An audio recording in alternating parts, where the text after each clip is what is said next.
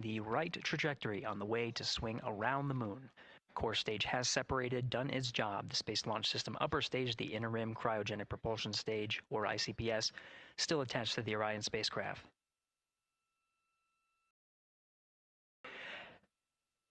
Nine minutes of mission elapsed time. Integrity crew of Reed Wiseman, Victor Glover, Christina Koch, and Jeremy Hansen now in orbit around the Earth at the beginning of their journey to the moon.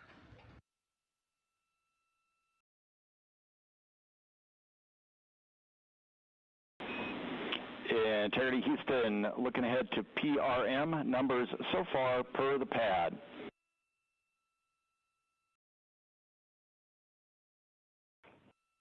Copy that, Stan. Numbers for the pad.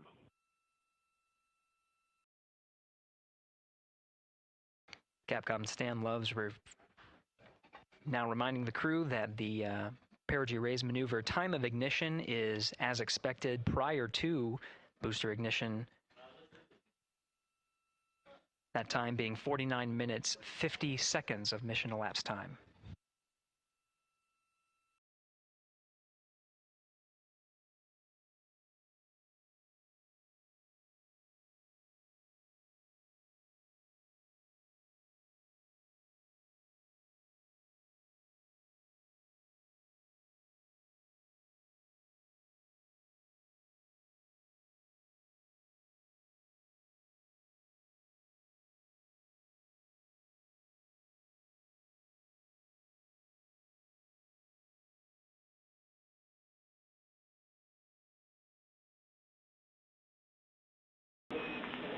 Integrity, good. NEDS deploy.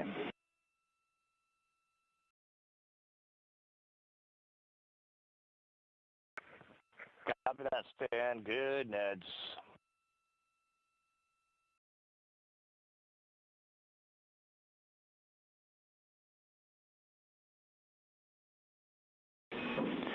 And Integrity Houston for PWD setup. Just a reminder, halfway open on the secondary. We copy that, Stan. Halfway open.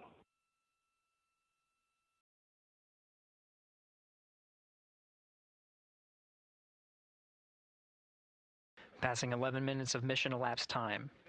Here, overhearing the conversation between Capcom Stan Love and Commander Reed Wiseman, already passing some milestones. We have a good nozzle extension deployment system. That is confirmed. Complete. We also have the visors are confirmed up. Now past the dynamic phase of flight, that is ascent. Their launch and entry suits that provided them an extra layer of protection. Now not as needed. They're going to raise those visors. And later in today's mission, they will begin to egress or get out of the suits to begin some of their initial tasks of activating some of the systems aboard in the Integrity spacecraft. It's passing 12 minutes of mission elapsed time. Again, the Perigee raise maneuver that's targeted near 50 minutes of mission elapsed time, 49 minutes, 50 seconds. That's what the crew is going to be working towards. The Commander Reed Wiseman, pilot Victor Glover will focus on preparing for that milestone. In the meantime, mission specialist Christina Koch and Jeremy Hansen will start some of the activation of environmental control life support systems. You may hear confirmation of their activation over the Orion to Earth communication network.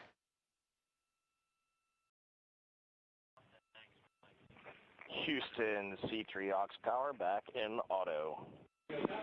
Copy C3 aux, and we're 2 minutes to maneuver.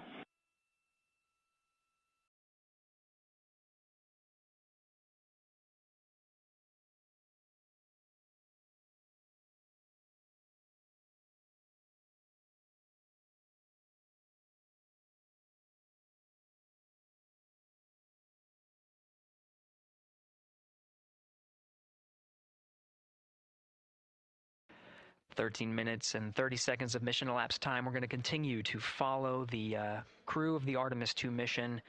They are beginning their journey around the moon to verify the systems that will take us to its surface. An incredible ascent. Artemis II is underway. Reed Wiseman, Victor Glover, Christina Koch, and Jeremy Hansen begin their journey to the moon. Still milestones to come up as we await solar array deploy and the critical burns that will get Integrity into high Earth orbit around the Earth before engines are fired to get us around the moon. We'll keep tabs on Integrity and its crew from here in Mission Control Houston. But for now, we're going to send it back to you, Megan and Nicole at the Kennedy Space Center. Very jealous to hear how the launch experience was over on the Space Coast. Yeah, Gary, if people are just joining us, welcome back to the Space Coast, where we just saw Artemis II lift off 14 minutes ago. And wow, what an amazing launch, and an emotional one, too, as soon as the rocket lifted off. Nicole, you had tears in your eyes, I had tears in my eyes, and we had all these people around us cheering. It was amazing. Yeah, the energy was wonderful. I mean, it was a beautiful launch. You know, we've got 4 friends and family members headed to the moon. It's pretty amazing. Yeah, how does that make you feel as someone who, you know, is an astronaut as well, but also, as you said, friends? Yeah, so proud of them. You know, man, we don't have the words in the English language to describe this kind of an event, and pride, love, so many emotions. You know, they are truly breaking some barriers, and hopefully, you know, as Gary just said, they've got a long day ahead of them, so wishing them well on everything. But so far, what a beautiful launch to watch. Yeah, to be returning to the lunar orbit in more than 50 years.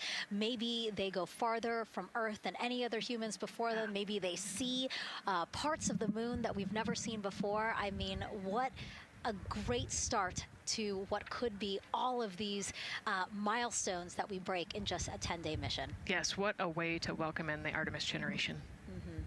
Yeah, how do you feel? I mean, we saw some beautiful shots we were covering of course, the rocket, of course, the Earth falling away as we continued up into our ascents, but also some of those crowd shots where we saw young and old just emotional, overcome by this history-making moment. Man, we are going back to the moon for all, and we saw that today. We saw that in all the crowds. And yeah, you guys just saw that view, the sunrise or sunset, I guess. They just made it over the crest of the Earth, and you could see the sun peeking over. One of my favorite views from space. And I can't imagine what they're looking at now, and I can't wait to see what they're looking at in about 5 or 6 days. Yeah, and you know, I know a lot of people are like, you know what, I'm surprised this launched on the first try, because we know, like any little thing, we have to be keeping safety in mind, and we want to make sure we're ready to go. But we were ready to go, and I think it surprised a lot of people.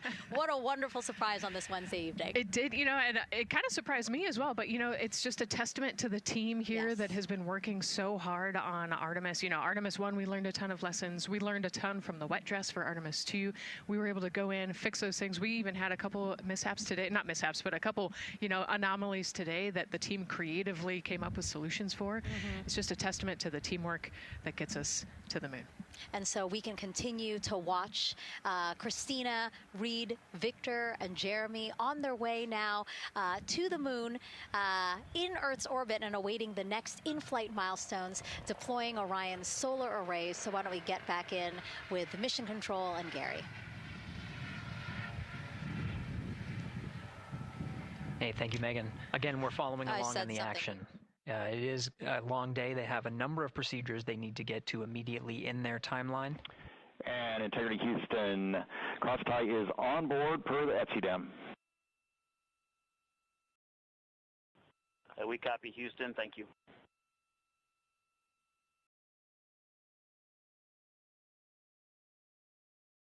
Crosstie referring to flight controllers here initiating a connection between some of the batteries aboard the Orion spacecraft, allowing for an even distribution of power. This is the flight control teams that took us through ascent of the Artemis II mission today. Right now we're, as you see, passing 18 minutes of mission elapsed time. The Orion Spacecraft Integrity and the Interim Cryogenic Propulsion System are maneuvering tail to sun.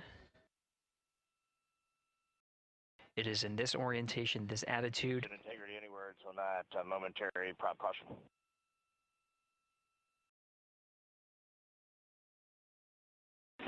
And Reed, no action. We're looking at it.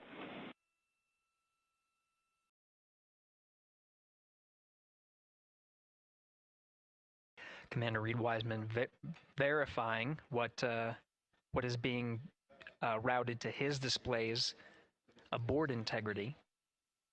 Propulsion engineer confirming that no action is needed at this time. They're pressing through with their nominal procedures to prepare for the Perigee raise maneuver. And of course, the solar array wing deploy ahead of that. The solar array wing deploy is a critical milestone. We'll continue to have our coverage follow the mission until that deployment. A successful launch is just the beginning. The deployment of the solar arrays and successful confirmation that those solar array wings are drawing power is a significant milestone, and says to the flight control teams that we will continue on today's mission. Power needs to be drawn to continue through some of the next milestones. Until then, the AOA open option that was called up upon ascent, the aboard once around, is the current option, and abort to orbit option ATO will be switched to a preferred mode at the time that the solar array wings are deployed and latched. It gives the flight control teams a little bit more flexibility. Integrity Houston, update on TDRS handover for your pad.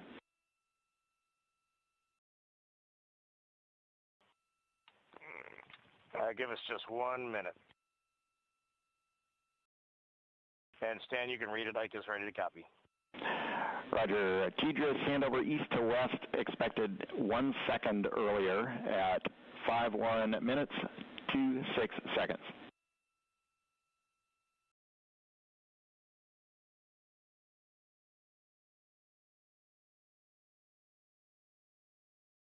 All right, Stan, we copy 1 second earlier for 5126 TDRS east to west, and saws are starting to deploy. Thermal knives are firing. We concur. Thanks for the report.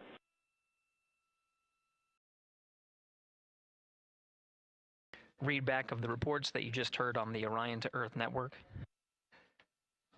Integrity has maneuvered tail to sun. The RL-10 nozzle on the end of the ICPS is pointed towards the sun, and the solar array deployment sequence has begun. With the deployment confirmed, it'll be several minutes until they are what is called in a latched position.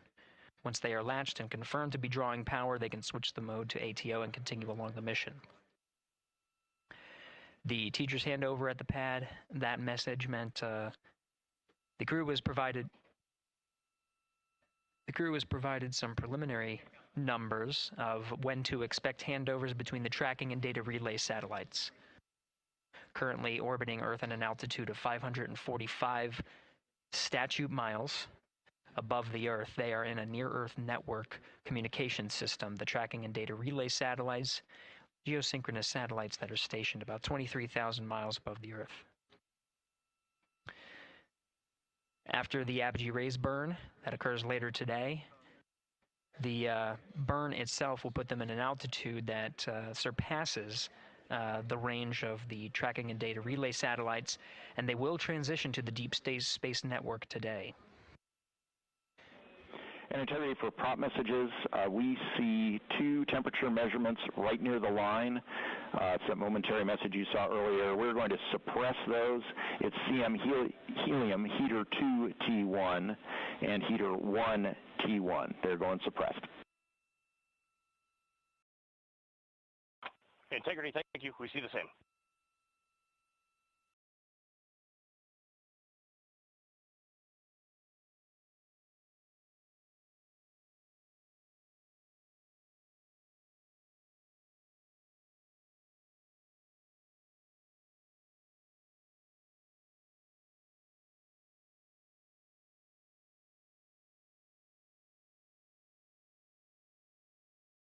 This is Mission Control Houston, passing 23 minutes of mission elapsed time into the Artemis II mission.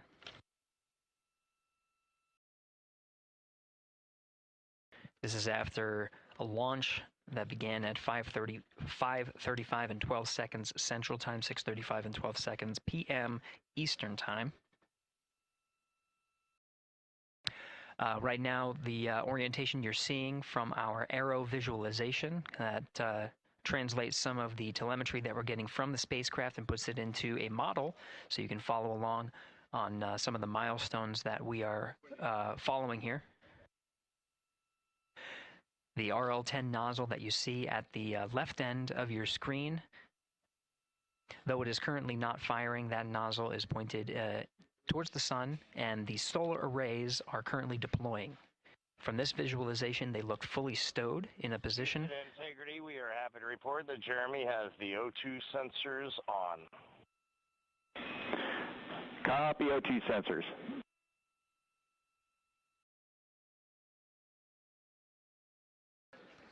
Again, Commander Reed Wiseman and pilot Victor Glover overseeing the deployment of the solar arrays.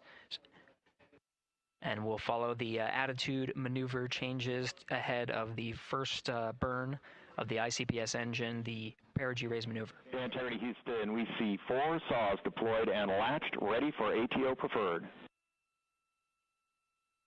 Yeah, we're almost there in the procedure stand, and we see the same thing. And Integrity Houston, we are seeing a 7-second miscompare between the MET on Orion and ICPS. We'd like you to read us the MET from your center status bar and for the ICPS on StackSum.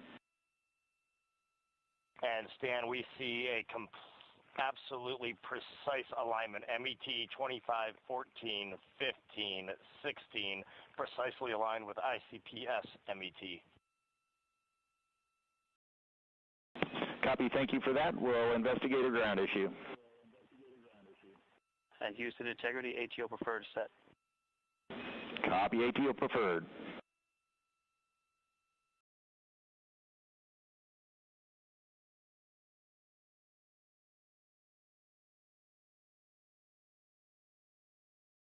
This is Mission Control Houston, 25 minutes, 45 seconds into the flight of Artemis II.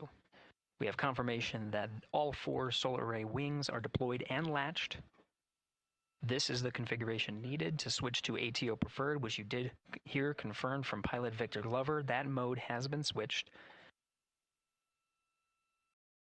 There's also a discussion with Capcom Stan Love and Commander Reed Wiseman about the alignment of the MET clocks on the Orion Spacecraft and the ICPS. Commander Reed Wiseman confirmed the clocks are in sync, no issues. They're going to investigate it on the ground. We're proceeding with today's mission. 26 minutes of mission elapsed time and counting.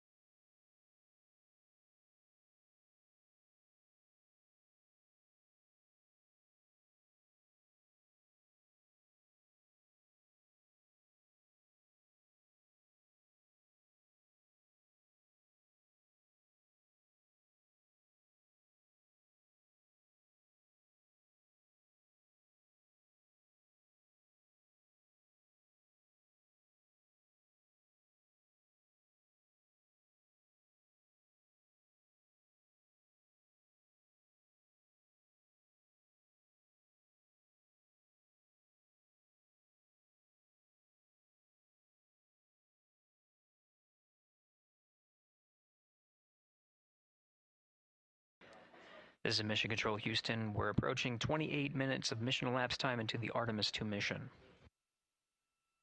At this point, we've had a successful liftoff from the pad at 5:35 p.m. and 12 seconds p.m. Central Time, 6:35 and 12 seconds p.m. Eastern Time. We've had a good main engine cutoff, core stage separation, and a good trajectory to begin today's mission. Right now, the spacecraft has maneuvered tail to sun. We're standing by for another maneuver to maneuver into the burn attitude. This is where the RL-10 engine of the ICPS is pointed in the correct orientation for the Perigee raise maneuver. We did hear confirmation that the Perigee raise maneuver time of ignition has been confirmed per the pad, which means it was the predicted time prior to liftoff. Integrity for GNC, we're taking channel 1 to unfiltered and to BFS. Okay, Stan, we're watching. Go ahead.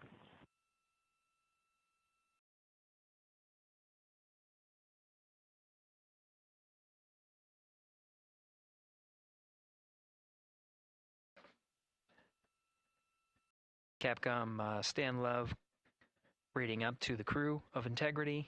They will switch the navigation source from channel 1, standing by for confirmation that that switch has occurred. Pilot Victor Glover will receive confirmation when, and as at least watching to confirm that that switch has occurred. Again, the Perigee raise maneuver that we're heading towards, not too long from now, we're actually inside 20 minutes at this time from the time of ignition of the Perigee raise maneuver. We did have a successful deployment and launched of all 4 solar array wings. This is the configuration needed to commit to the Perigee raise maneuver. Of course, flight controllers here in Mission Control Houston will continue to evaluate that everything is good before committing to that burn. The Perigee raise maneuver does raise the Perigee, the lowest point in the orbit, from 15 to 100 nautical miles. The 100 nautical mile mark is needed to continue in low Earth orbit and hit the target for the Apogee raise burn. That will put them in a high Earth orbit for the remainder of the day and set them up for the right position to execute the translunar injection and head to the moon tomorrow. The burn duration of the Perigee raise maneuver is 26 seconds. It's a relatively short burn, but it does raise the Perigee and do the job to get into the correct position before firing that main engine on the ICPS. The pad had a TDRS handover. This is the tracking and data relay satellites. East to west, they are geosynchronous satellites that are positioned around the globe. And as Orion makes its way around the Earth right now, above the west coast of Africa, at an altitude of about 923 statute miles, and counting.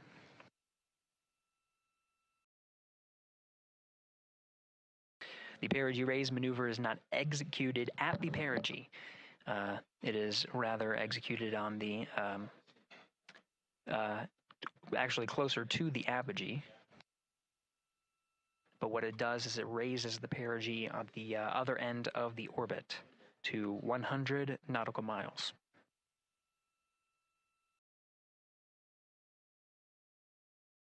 The 26-second duration burn does not conflict with the time that they've reported of the tracking and data relay satellite handover from TDRS east to west. Again, geosynchronous satellites that are used not only by Integrity today, but the International Space Station as well.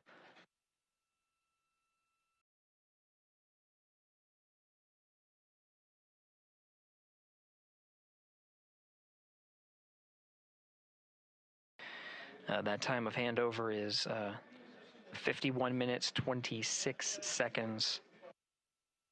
Plenty of margin before the Perigee raise maneuver cutoff happens, and the trajectory is analyzed to see whether it was a good burn. A good burn means that the burn was performed as expected and sets the trajectory on course for that 100 nautical mile Perigee target mark.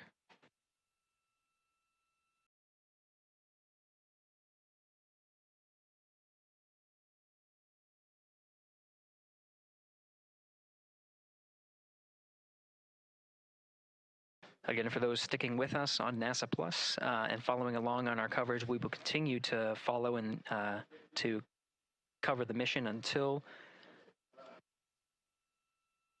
actually, we'll continue to cover the mission 24/7.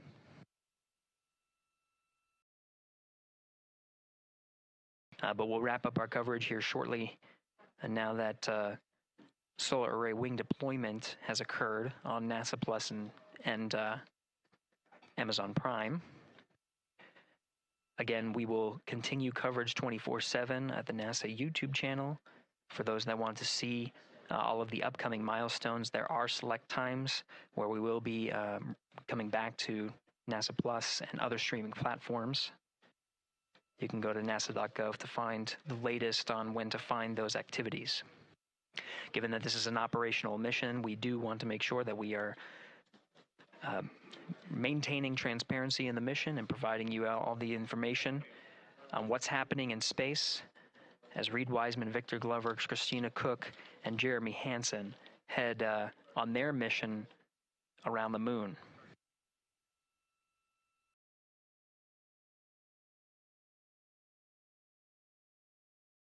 Inside Integrity at this time, again, the solar array wings have deployed. The Integrity is maneuvering to its burn attitude ahead of the execution of the Perigee raise maneuver. Overseeing these steps is primarily done by Commander Reed Wiseman and pilot Victor Glover. Mission specialist Christina Koch and Jeremy Hansen focusing on some of the system activation inside of Orion, namely the environmental and control and life support systems. The activation and checkout of some of these critical systems are very important to continuing on the mission, making sure that those systems are in a good condition and in a reliable condition to provide the necessary environmental and control needs of the crew, with humans on board through the duration of the mission that extends 10 flight days.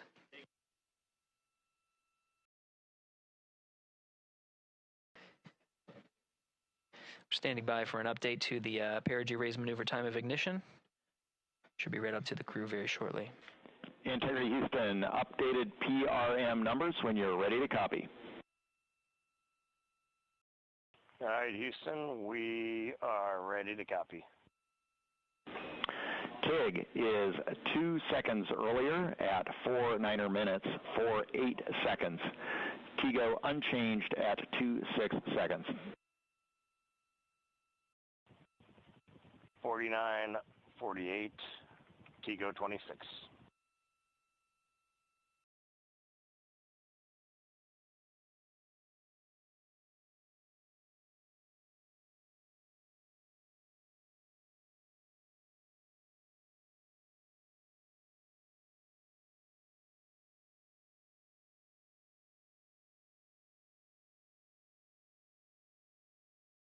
This is Mission Control Houston. With that update, we are approaching a little more than 13 minutes from the time of ignition of the Perigee raise maneuver. That time updated to be 2 seconds earlier was 49 minutes, 50 seconds of mission elapsed time.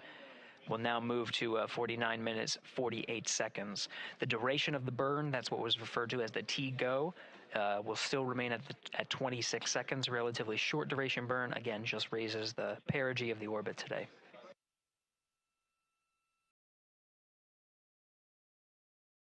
Making sure they hit the mark on that time of ignition is the primary concern of Commander Reed Wiseman and pilot Victor Glover. Mission specialist Christina Koch and Jeremy Hansen inside activating those environmental control and life support systems.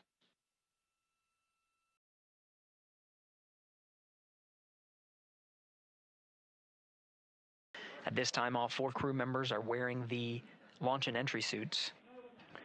Integrity Houston, for Optimus on the PCD, we have time update instructions when you're ready.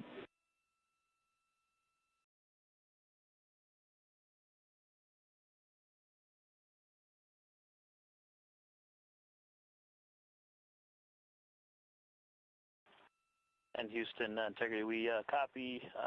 Hands are pretty busy at this time. I think we will call you back when we're ready for that. All right, that one is not urgent. 2 minutes to maneuver to PRM attitude. We are watching and concurred. 90 seconds-ish, maybe. Pilot Victor Glover confirming that maneuver less than 2 minutes. Again, the point of that maneuver is to point the main engine of the ICPS, the RL-10 engine, in the proper orientation to execute that 26-second burn. It needs to point in the correct position to achieve the goal of raising the perigee to 100 nautical miles.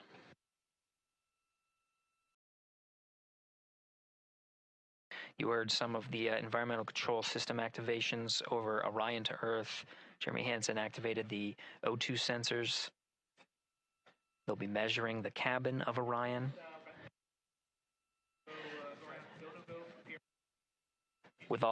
During all of the activations, here on the ground in Mission Control Houston, Flight Director Judd Freeling is doing a poll with all flight controllers in the room to see if we are in a go position to go ahead and execute the perigee raise maneuver. Once concluded, Stan Love will report it back up to the crew, and we'll stand by for that.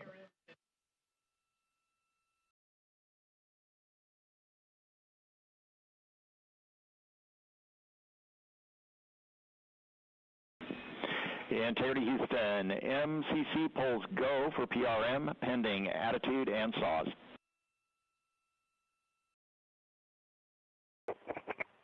Hey, we copy. MCC is go. Maneuver starting.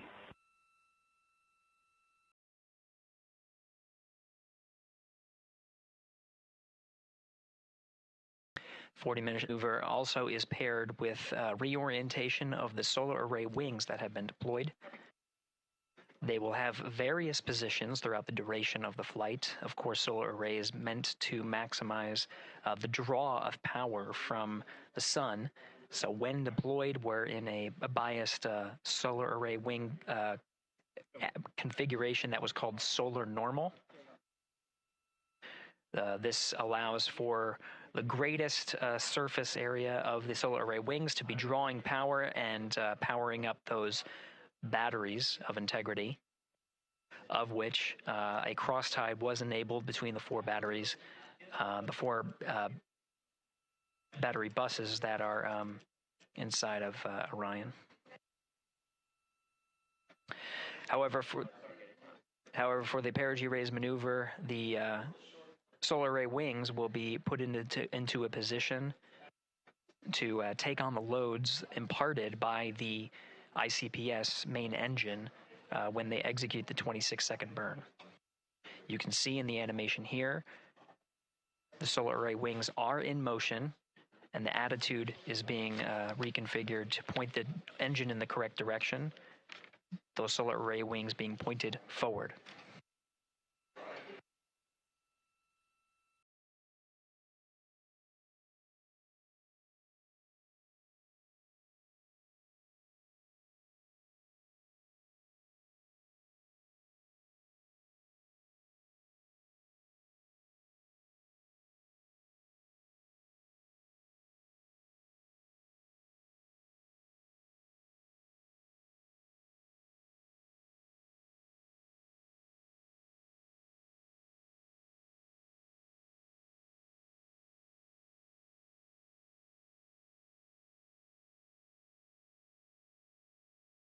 You're getting a live look inside the Artemis II mission flight control room. The team you see here oversaw the ascent of our four astronauts inside Integrity, launching at 6:35 and 12 seconds p.m. Eastern Time. Now again, this room will be occupied 24 hours a day, 7 days a week, with flight controllers shifting on 3 shifts to oversee 24/7 operations of Artemis II while in flight.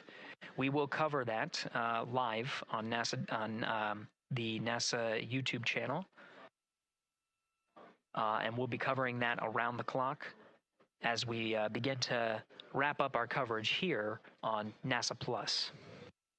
Before I do want to send it over to our colleagues at the Kennedy Space Center. And to my colleagues, it was a pleasure to join the teams at the Kennedy Space Center and be a part of such a historic launch. Here in Houston, again, we're turning our attention to the mission. And for now, we'll say farewell and thank you to our colleagues there for today's launch coverage. We'll see you again soon for Splashdown. This is Mission Control Houston, sending it back over to Megan and Nicole at the host desk. Thank you, Gary. And yes, it was such a pleasure to be a part of this historic mission that started right here at Kennedy Space Center. It was such an amazing sight to be a part of. And now, as Reed Wiseman, Victor Glover, Christina Koch, and Jeremy Hansen begin their journey, we here at the Kennedy Space Center are about to wrap our broadcasts. We'll, of course, though, have 24/7 coverage with our colleagues at Johnson Space Center starting as soon as we sign off, so don't worry. You can follow along our 4 astronauts every minute of their nearly 10-day journey to the moon and back. Nicole, I'll definitely be watching it, and I'm sure you will, too. Yes, of course. You know, they just started, right? The launch was beautiful. This was a historic day. They're on their way back to the moon for the first time in over half a century, but they've got a lot of work ahead of them, and so we're excited to see what they have to do and excited to test out the Orion spacecraft. This is a test flight after all, and we're excited to see what we can learn from this mission. Very humbling, inspiring. It was really amazing to be a part of this, and I'm so glad that so many people joined along by either watching here in person or watching online. And of course, Nicole, thank you so much for sitting through this, answering questions, adding so much context and information that really brought a lot out of what we saw today. Oh man, I had a blast. You're a rock star. You're a professional. Gosh, this was great. Oh, you're great. So this was a wonderful day. Well, again, thank you so much, and thank you to you for watching at home. You know, tonight we didn't just launch a rocket, we launched the next chapter of human exploration. Our Artemis II crew now on their way back to the moon, and we're taking you with us. So thank you again for watching, and go Artemis II.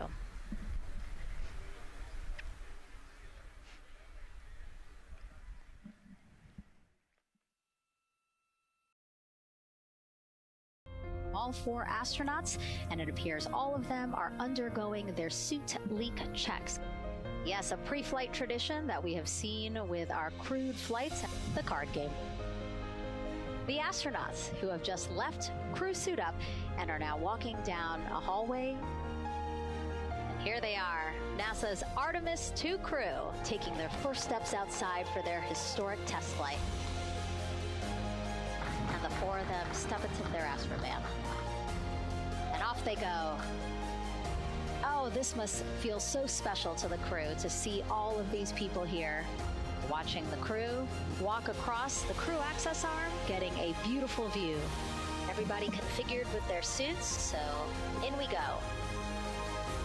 The closeout crew has closed the launch abort system hatch.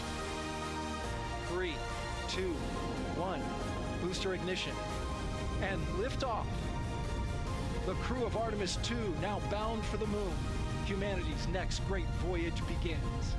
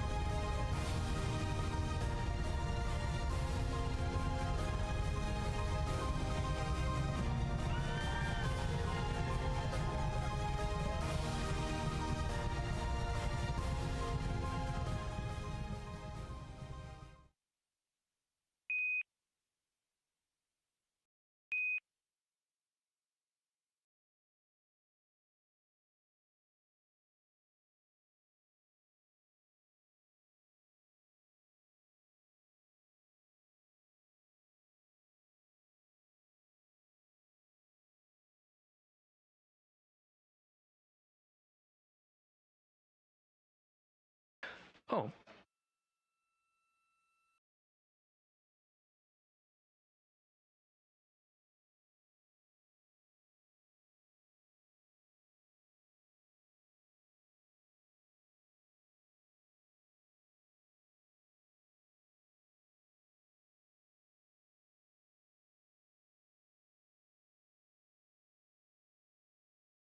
All right, this is Mission Control Houston. Welcome back for our 24/7 coverage of the Artemis II mission.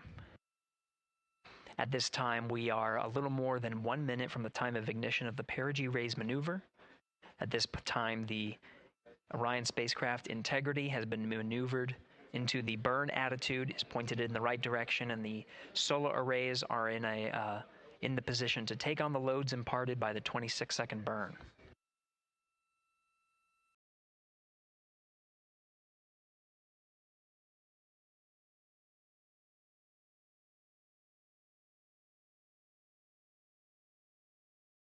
Now at 1 minute to the Perigee raise maneuver. The teams here are part of the ascent team of the Artemis II mission. Now getting our first views from one of the solar array wing cameras over the tracking and data relay satellites. We are in a night pass, as we are about a little more than 1,300 statute miles above the Earth, just east off the coast of Madagascar. So we have, you can see the Terminator line right just west of the Philippines and the west coast of Australia, where we'll start to get some sunlight again. Now we're just seconds away from the time of ignition. We have ignition.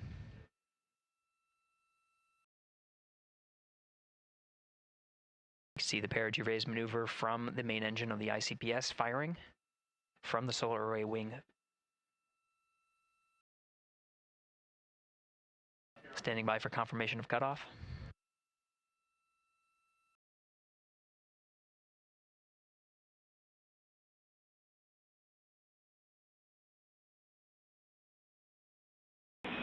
Integrity, good PRM, and 1 minute to Teeter's handover. Copy that. We see the Sable on board, and the sun is rising on Integrity. Outstanding.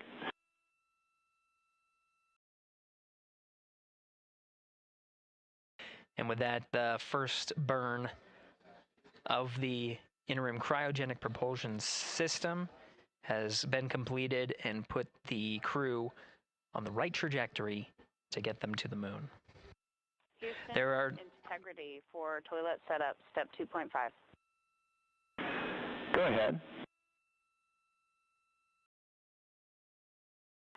Yes, there was not an installed oxon inlet filter, even with empty oxone in the hose when I opened up the filter.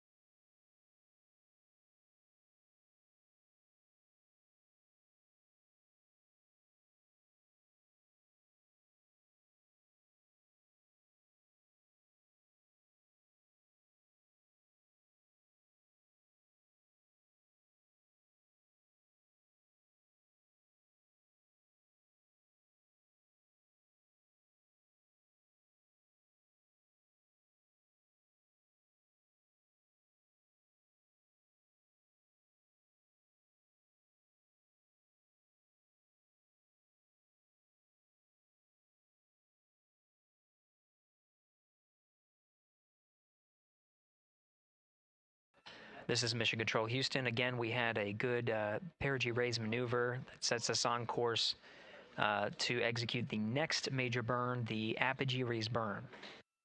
Now, the Perigee raise maneuver just adjusts the orbit while we are in low Earth orbit, but the Apogee raise burn is quite a significant burn, just shy of 18 minutes long.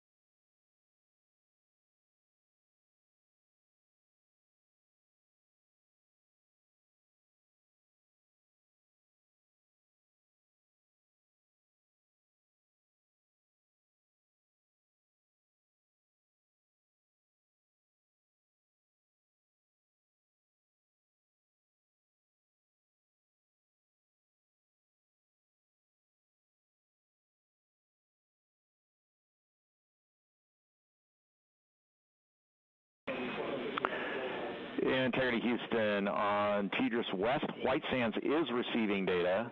Houston is not. We're still troubleshooting.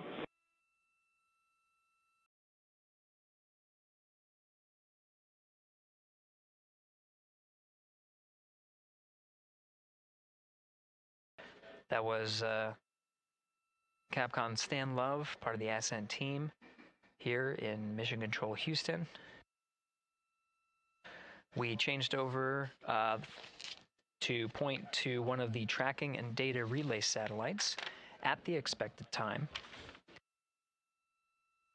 That time was updated to 51 minutes, 26 seconds of mission elapsed time, going from TDRS East to TDRS West. Upon switching to TDRS West, Mission Control Houston, not seeing some of the data coming from Orion, coming from Integrity.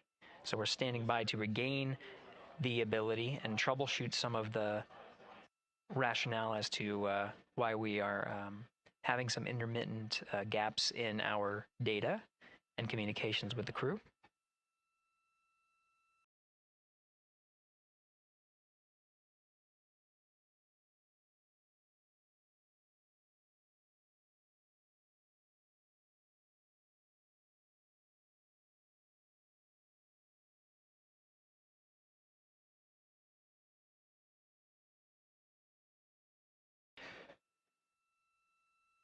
Now again, as the teams are troubleshooting. Integrity Houston in the blind. We see good solar normal maneuver. ARB TIG is expected to be 45 seconds earlier than the pad. That's 1 hour, 46 minutes, 0 9 seconds. No update to TIGO yet.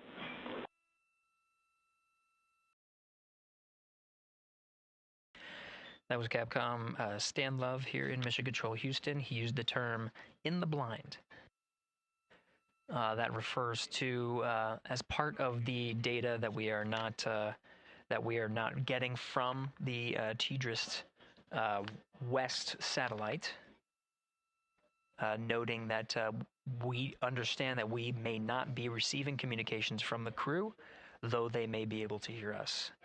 So Stan Love reporting what status is known on our end. We do know that from the data we are receiving that the upper stage and Integrity have maneuvered to solar normal, meaning that the orientation, the attitude of the spacecraft is such that the solar rays can draw the maximum amount of power.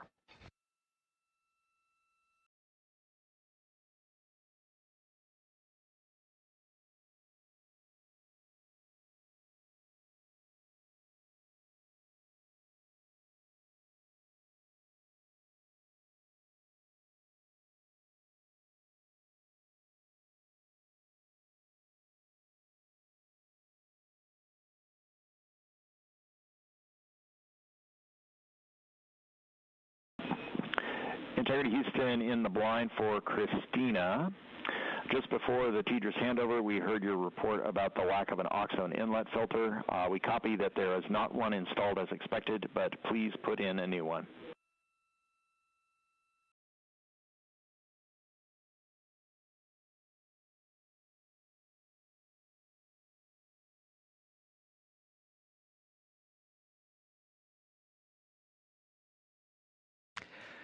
Team here you see in this row at the Capcom console is NASA astronaut Stan Love. The voice that you're hearing from the teams here in Mission Control Houston up to the crew of Integrity. A Capcom voice that you'll hear throughout the mission as well. Next to Dr. Love, to his right is Jackie Mahaffey, the Chief Training Officer for the Artemis II crew, and a voice that you'll hear from here in Mission Control Houston. Flight Director Judd Freeling is to Stan Love's left. The Ascent Flight Director and leading the teams through the ascent that happened today. And to the left of Judd Freeling is Flight Director Rick Henfling, part of the entry teams here on console to oversee the ascent portion. He'll be returning to console on Flight Day 9 to prepare for the splashdown on a nominal timeline for flight day 10. Houston, in the blind, we're rebooting some ground equipment to try to recover the link. Expect 10 minutes.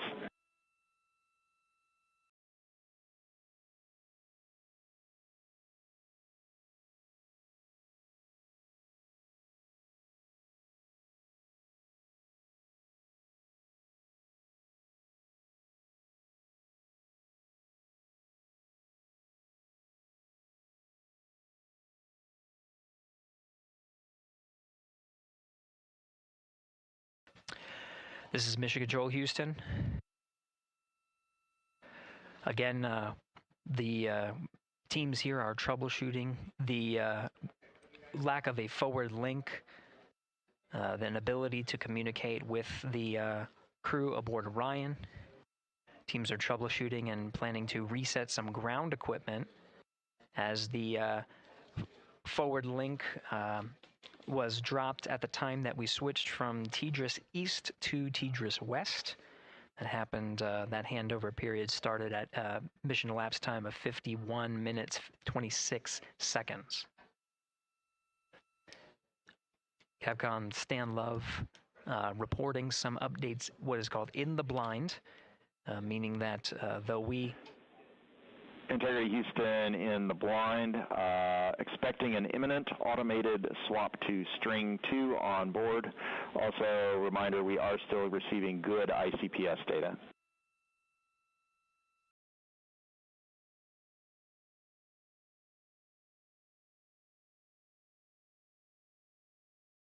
Again, Capcom Stan Love reporting to the crew in the blind, meaning there may be an ability for the crew to hear the calls from the ground. We do know that we are not able to hear any of the crew calls coming from Orion. We did just confirm that we are receiving data from the upper stage, and that allows us to understand and confirm the attitude and orientation of both spacecraft, knowing that they are at solar normal. And with the reboot, we're starting to get some data here. We'll confirm that the data we are receiving is good.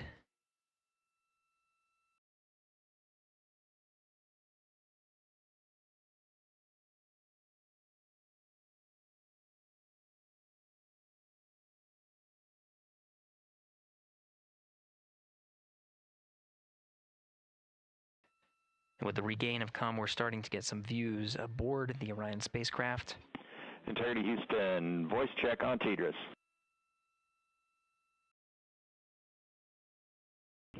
Loud and clear, Stan Hallis. And we now have you the same. Good to hear your voice.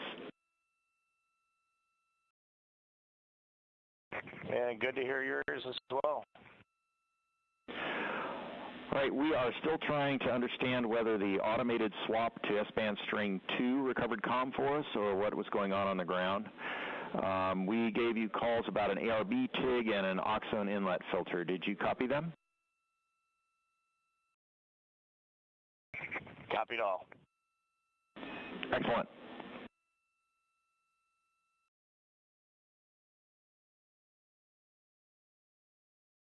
This is Mission Control Houston, though the solutions that were applied to regain the communications from Integrity is not known which one worked. We do know that we are receiving data. We're getting confirmation that is updating some of our telemetry that shows that the solar array wings have been reconfigured to the solar normal. Again, drawing as much power as possible. While Integrity is in flight and awaiting the next burn, the Apogee raise burn. And you just heard confirmed, though Stan Love was reporting some things in the blind, meaning we could not hear the crew respond to any of the calls that were going on Orion to Earth. We did confirm from Reed Wiseman aboard Integrity that they did hear all of the calls that Capcom Stan Love was reporting. And Integrity for comm, while we are sorting out the earlier comm loss, we plan to remain on S-band string 2. Copy S-band string 2, and quid 19 has been inhibited for right CCD. Copy quid 19.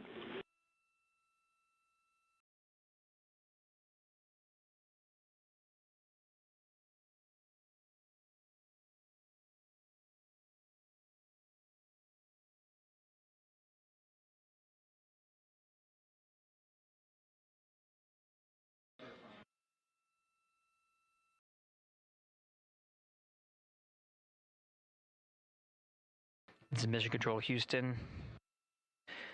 Commander Reed Wiseman working through his steps. At this time in the timeline, mission specialists Christina Koch and Jeremy Hansen should be closing out some of the procedures that were activating some of the environmental control and life support systems. And again, those steps relayed from Capcom Stan Lev were received by the crew, so they did copy them and address any of the feedback that was provided by Capcom Stan Love.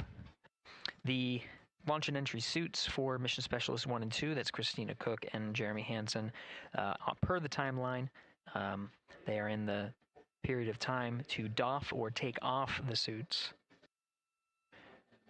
The launch and entry suits for Commander Reed Wiseman and pilot Victor Glover will remain on until after a successful Apogee raise burn. Their role is to oversee the successful burn there. In the meantime, they're configuring some of their equipment and configuration that's needed ahead of the day's activities, starting with covering a CCD cursor control device.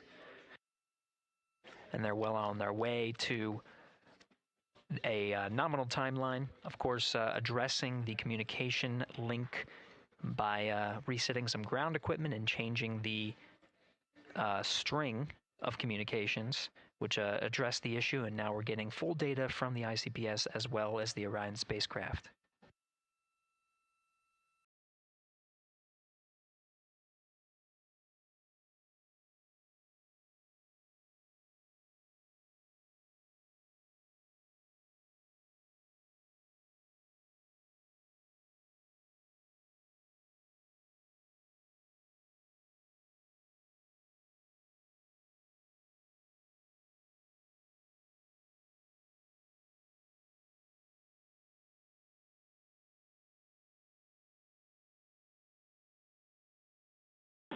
Integrity Houston, questions for Jeremy and for Christina.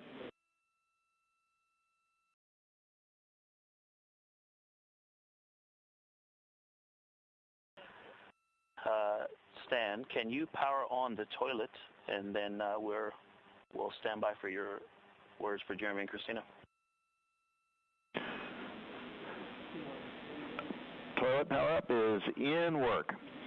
The questions are, can you confirm the HHP cam has been powered down? And then the question for Christina is whether the urine filter, that's the rubber part, was installed, but just no beads connected.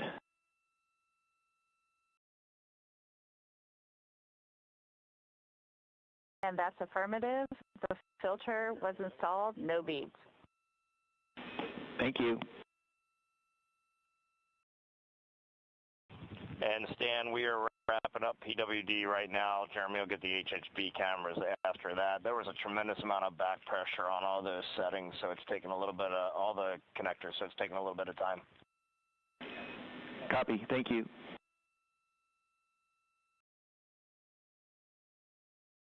Commander Reed Wiseman aware of the steps, the initial steps for mission specialists Christina Koch and Jeremy Hansen, working on some of the systems inside, while the commander and pilot monitor the flight of Integrity. Integrity Houston, toilet is powered, waste tank purged.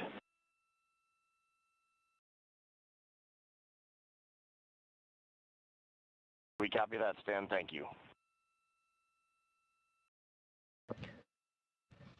Some of the equipment inside needs to be activated by flight controllers here in Mission Control Houston. The activation of some of these necessary for their trip on their first day in orbit as part of the Artemis II mission. while Christina Koch addressed the waste systems that are on board now that they're activated and purged. Jeremy Hansen working on the potable water dispenser, rather. One of his initial steps is to activate the equipment and start filling some bags as a reserve. He's working through those steps. The HHP camera is one of the internal cameras inside of Integrity. HHP camera was one that was captured through the duration of ascent and recorded into the flight computers. Go ahead.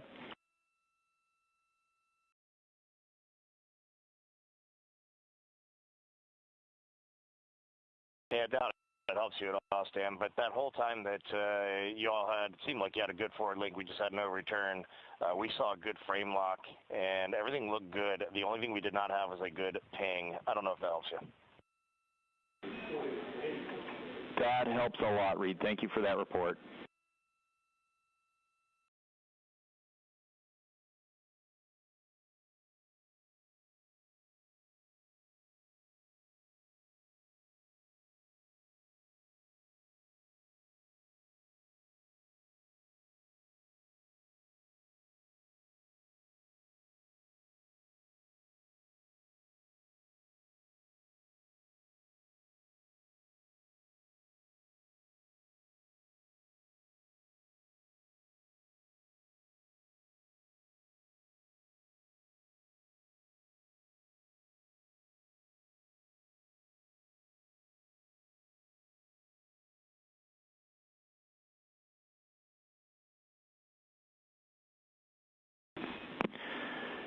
Integrity Houston for SAW. We saw the SAW 3 brake go into error position. We're confident it engaged, but we saw more motion than we expected during the burn. We are cycling the brake on that SAW.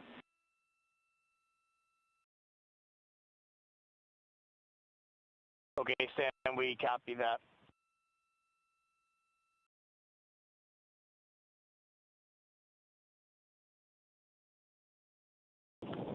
HHP cameras are off, PUP 1 switches are off, Stan. Copy HHP and PUP, thank you.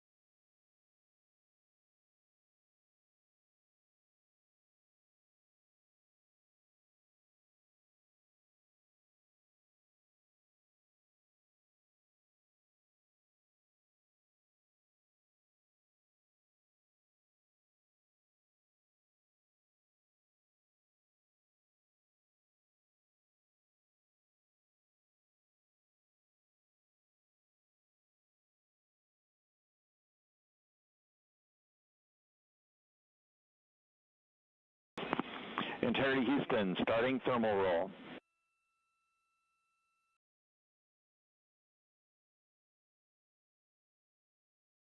Houston Integrity on toilet, step 6.7.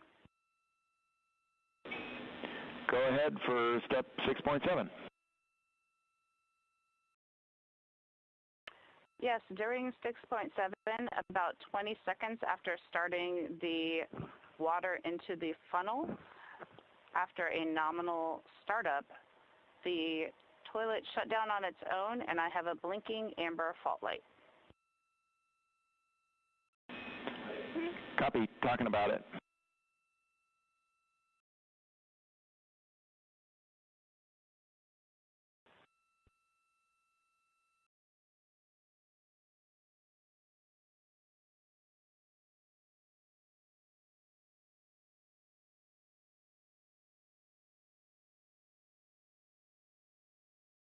And Integrity for toilet, we're going to have to think about that for a while.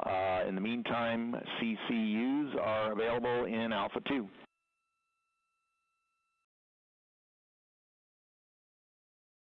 We copy, and I'll be returning the funnel to the cradle. Good config.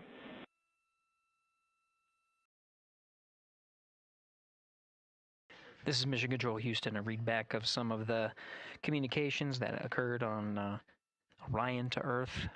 We're now at 1 hour, 17 minutes of mission elapsed time. We got confirmation that the upper stage and Integrity began a thermal roll. They are on the illuminated side of the Earth right now at an altitude of just a little more than 1,000 statute miles. The thermal roll allows for even distribution of heating from the sun at that altitude. Distributes it a little more evenly ahead of the Apogee rays burn. In the meantime, Mission Specialist Christina Koch working on the activation of some environmental control life support systems and waste management systems. Currently, as teams on the ground analyze some troubleshooting of the activation steps that she was going through, she'll gather some of the backup waste management capabilities that they have aboard Integrity, just as a precaution while the teams assess how to address what was reported down from Mission Specialist Christina Koch on the fault light.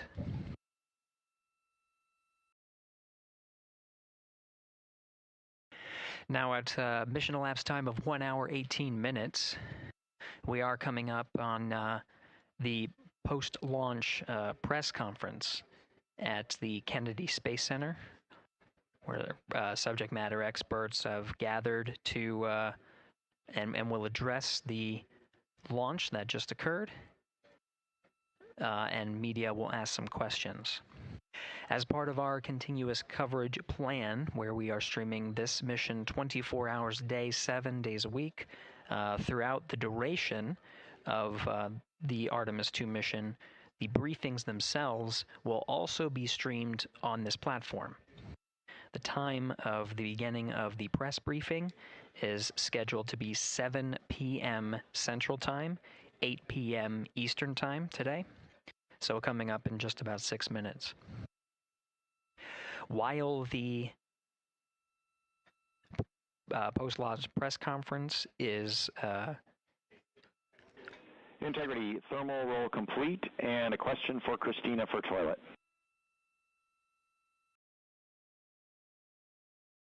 All right, Stan, just give us a minute, and the view of Australia was epic just now. It's amazing to be at this altitude, and Christina's working hard. Roger. And Integrity, we also have a story about a water tank valve problem during powered flight. We saw an anomalous indication on the water ISO valve between water tanks Bravo and Charlie.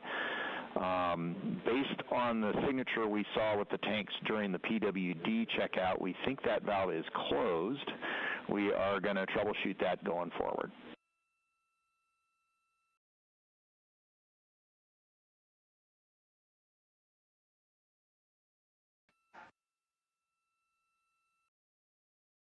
Quick recap, the thermal roll is complete, distributing. Dan, when you got Equus.N2H2O up, give me a call. I'm looking at it. Tab stop 17, we show that valve closed, if that helps you. That is also what we see, and that's exactly the valve we're looking at. Related to that, question for Jeremy.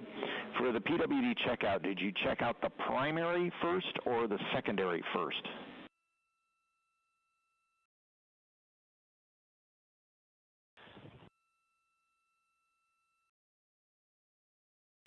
And Stan, Jeremy says primary first because he had trouble getting the secondary on, and I'm also ready to take your call. Copy primary first. We appreciate that. Christina, for the toilet, can you please tell us what the status LED is doing? Or was doing when you saw the fault?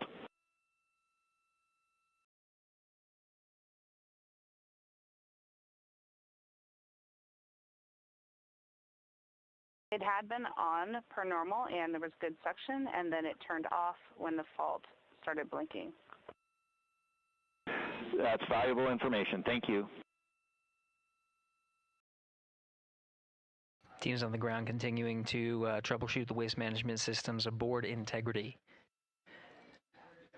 Now we'll continue to follow the mission here as the 4 astronauts work on the steps to activate some of the systems and prepare for the Apogee raise burn. About 3 minutes from now, 7 p.m. Central Time, 8 p.m. Eastern, we'll start the press briefing. That press briefing will happen on our 24/7 live coverage. While that is happening, you can listen to the Orion to Earth loops and continue to cover the mission and views from the solar array wing cameras aboard Orion. And you can follow that at our clean live stream, also available at NASA's YouTube channel.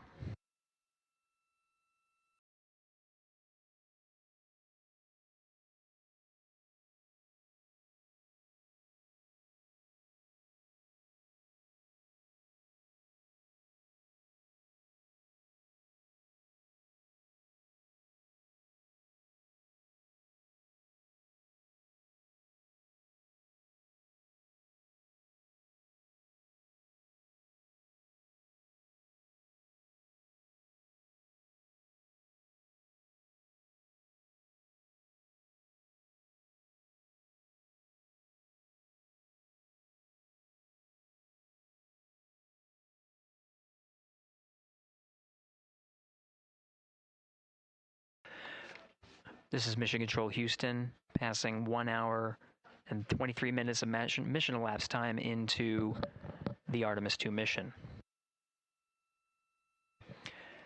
The Integrity crew, about 800 statute miles over the Earth, currently passing over Australia. Commander Reed Wiseman confirmed that pass over Australia, they were able to peek out the windows and see that view from an altitude that is higher than any of them are used to. Jeremy. Integrity Houston for GNC, we are taking channel 1 to unfiltered and BFS. Also for the solar array indication we saw earlier, we think that when the brake originally set, it was like on a tooth, and that when the engine lit for PRM, it slipped one tooth. That brake is now showing nominally.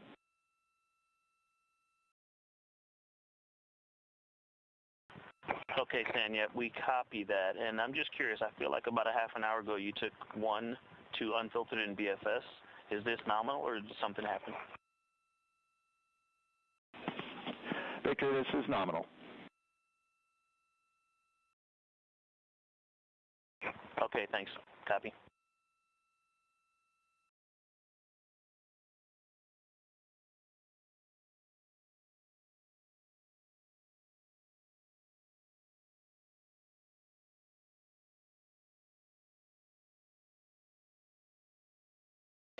Now 7 p.m. Central Time, at a mission elapsed time of 1 hour 25 minutes. An update for viewers. We are continuing to cover the Artemis II mission and see live views from the solar array wings. The press conference scheduled for 7 p.m. The current start time for that press conference is 7:05 p.m. Central Time, 8:05 p.m.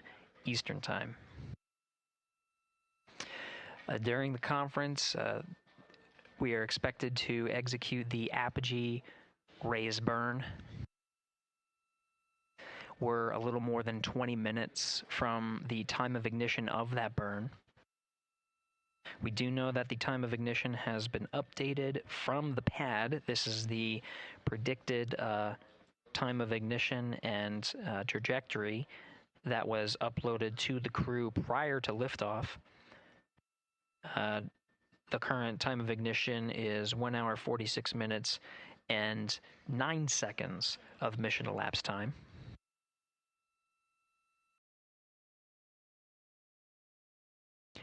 The duration of the burn at the pad was 17 minutes 52 seconds. Ahead of the execution of the burn, any changes in that duration will be reported to the crew and uploaded to ensure that the Apogee raise burn goes as expected and puts them on the predicted trajectory. That trajectory being 43,730 miles by 0 statute mile orbit. This high Earth orbit will take the crew of Integrity past the tracking and data relay satellites that are positioned about 23,000 miles away from the Earth. Again, they're currently on TDRS West. And they will transition to the Deep Space Network. The Apogee raise burn time of ignition again at 1 hour 46 minutes and 9 seconds of mission elapsed time. That is expected and will occur during the post-launch press briefing. So as part of our 24/7 coverage, the briefing itself will overlap with that particular milestone. To follow along on our 24/7 coverage, we won't necessarily stop our coverage. The clean Orion to Earth loops will be available on our clean feed. That will show a view similar to what you're seeing now. This is a view from the solar array wings, and you'll also hear the communications between Capcom Stan Love here and the crew aboard Integrity, and you can listen as they confirm the execution of the burn and any changes of the burn. When we come back from the press conference, expected about around 8:05 p.m. Central Time, 9:05 p.m. Eastern, we'll go ahead and recap any of the milestones that occurred while we transitioned to the press briefing to answer the questions that come from the press, and continue along on our 24/7 coverage.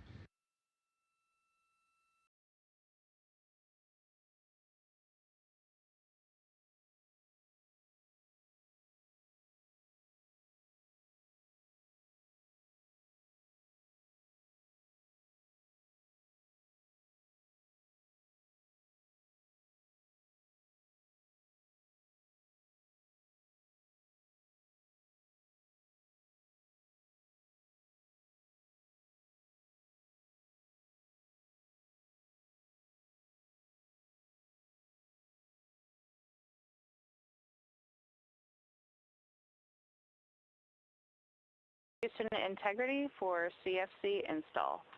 That is complete. Copy CFC, thank you.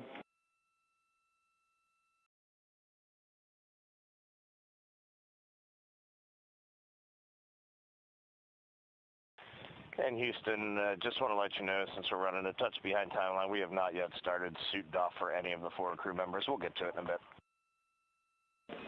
Copy, thank you.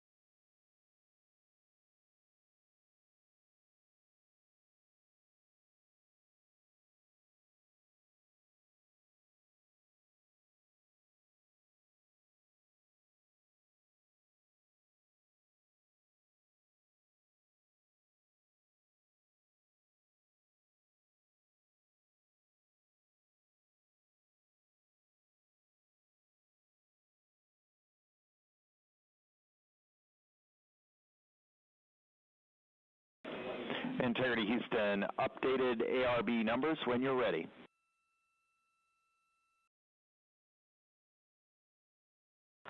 Stan, we are ready.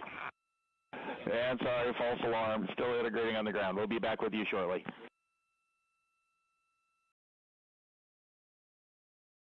Good practice call. Talk to you in a second. Roger.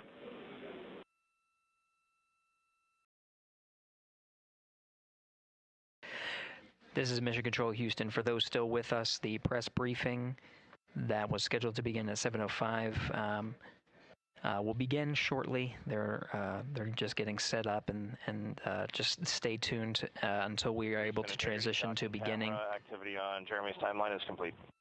To the beginning of the press briefing. Copy docking camera. Thank you. Teams on the ground are analyzing the time of ignition and what's called T-GO, the duration of the burn. At the time ahead of liftoff, the duration of the burn was 17 minutes 52 seconds. There might be some changes. The flight dynamics officer and his support in the back rooms are analyzing to make sure that what they are about to report to the crew is rock solid.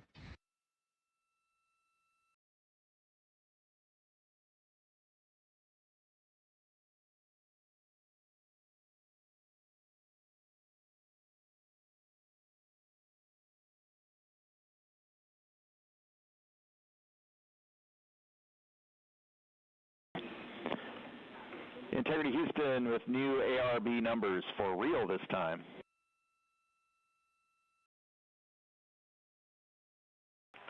Okay, Stan, we're listening. Go ahead.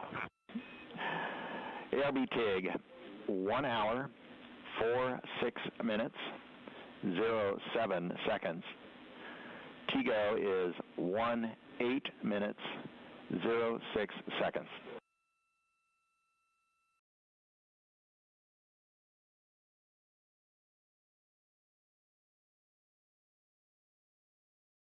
Okay, Stan, we copy and have entered 1 hour, 46 minutes, 7 seconds for TIG, and T-GO, 18 minutes, 6 seconds. Thank you for that. With that, we also have an updated time for the handover from teeters west to east.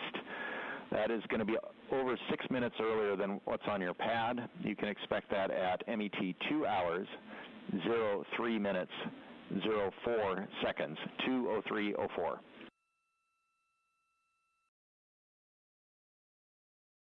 2, 3, 4. For handover west to east. Thanks, Dan. You're welcome.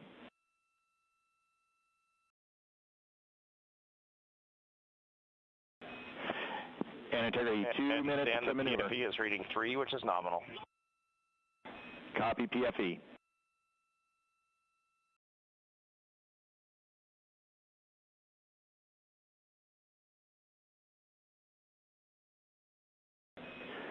And Integrity, we are ready for the Eclipse power down per your execute note.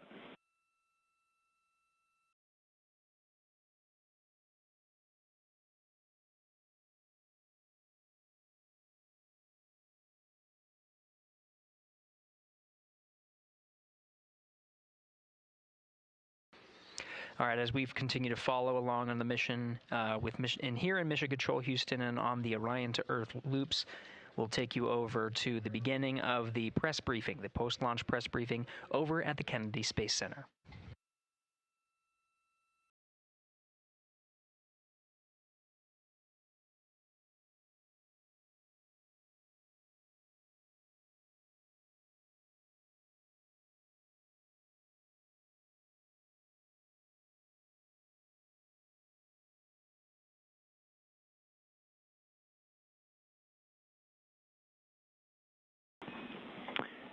Integrity, MCC pulls go for ARB pending attitude and saws.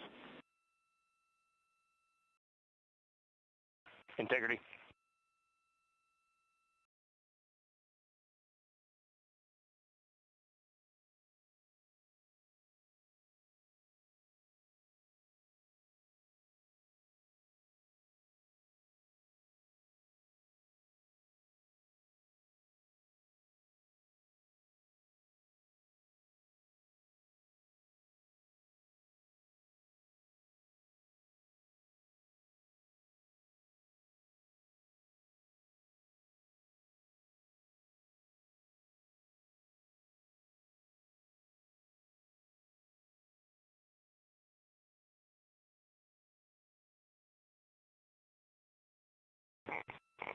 Houston, Integrity for power down.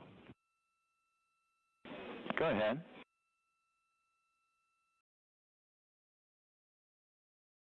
All right, we see the roll, Stan, and for power down, we believe our steps are complete. If we could get just some situational awareness on the DU brightness, we feel like we have them 50% down, but let us know. Checking.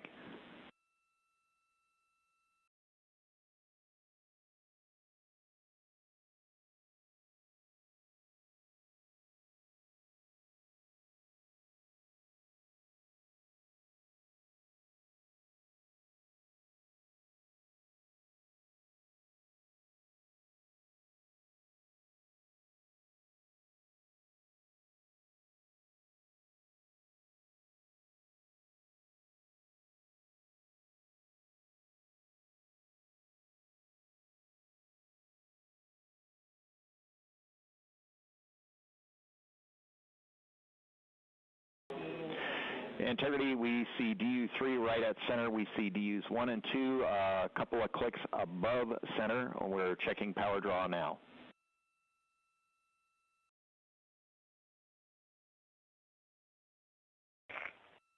Copy that, Stan, and obviously when we go into eclipse, we can bring them down a bit further. Roger.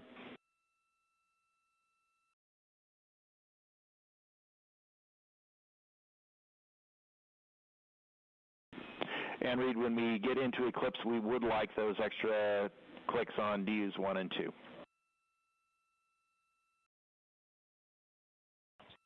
Yeah, you got it. We did bring 1 and 2 down a touch, but we'll bring them down as far as we can when we get into eclipse. That's perfect. Thank you.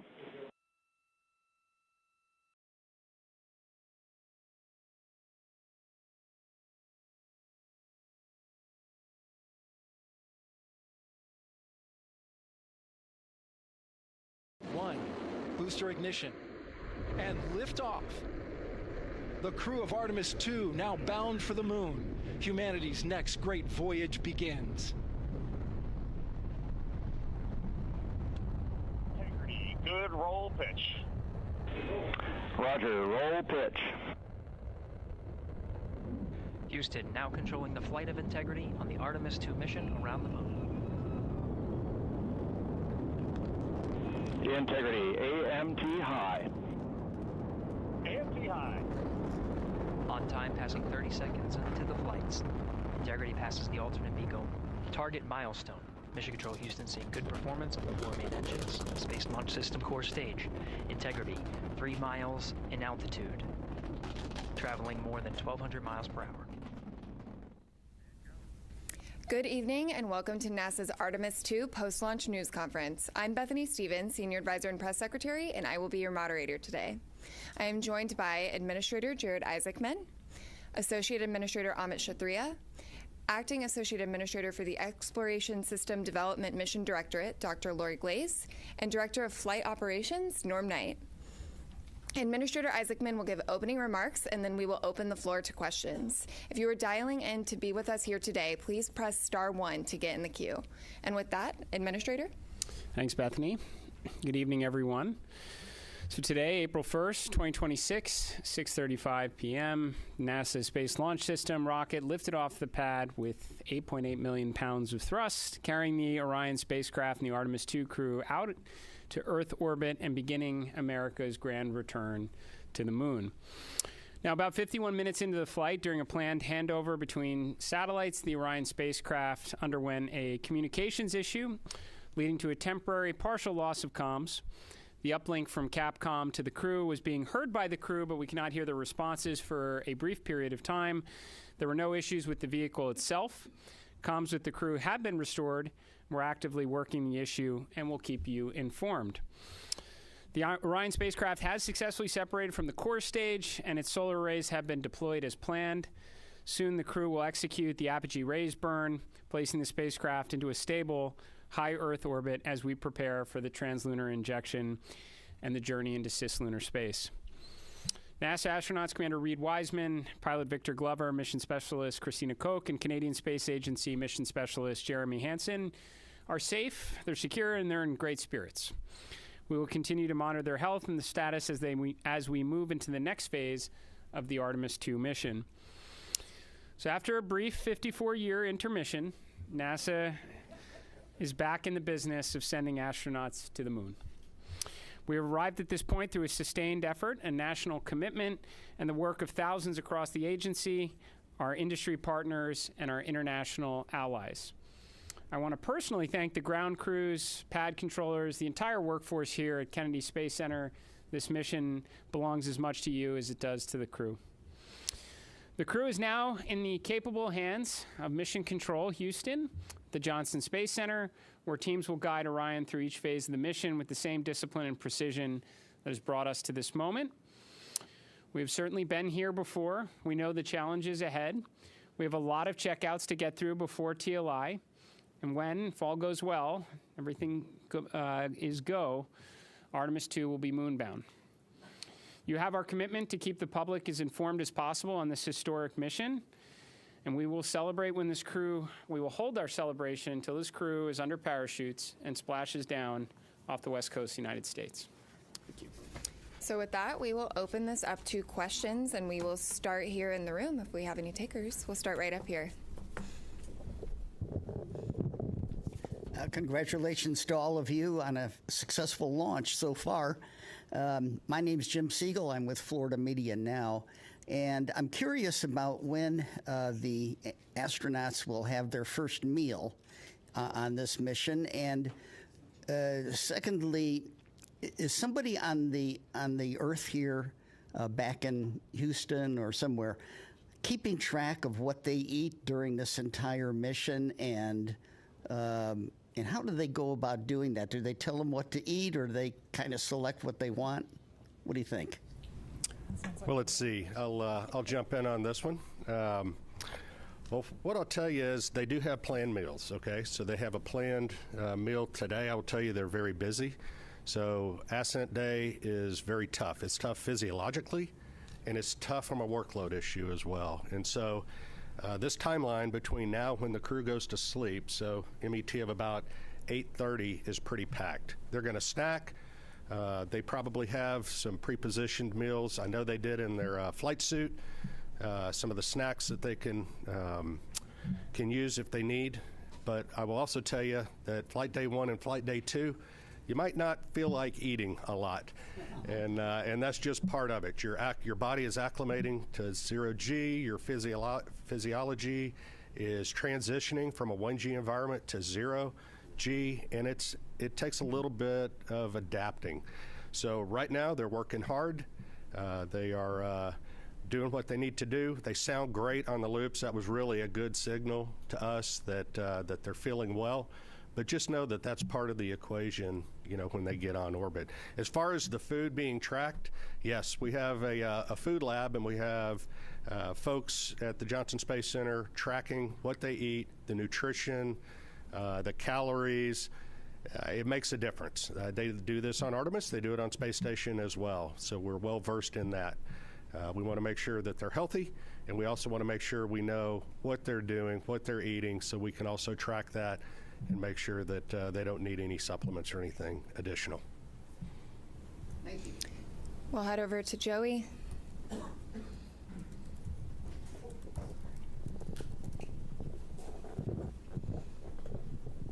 Thanks, guys, and congrats on a clean launch so far.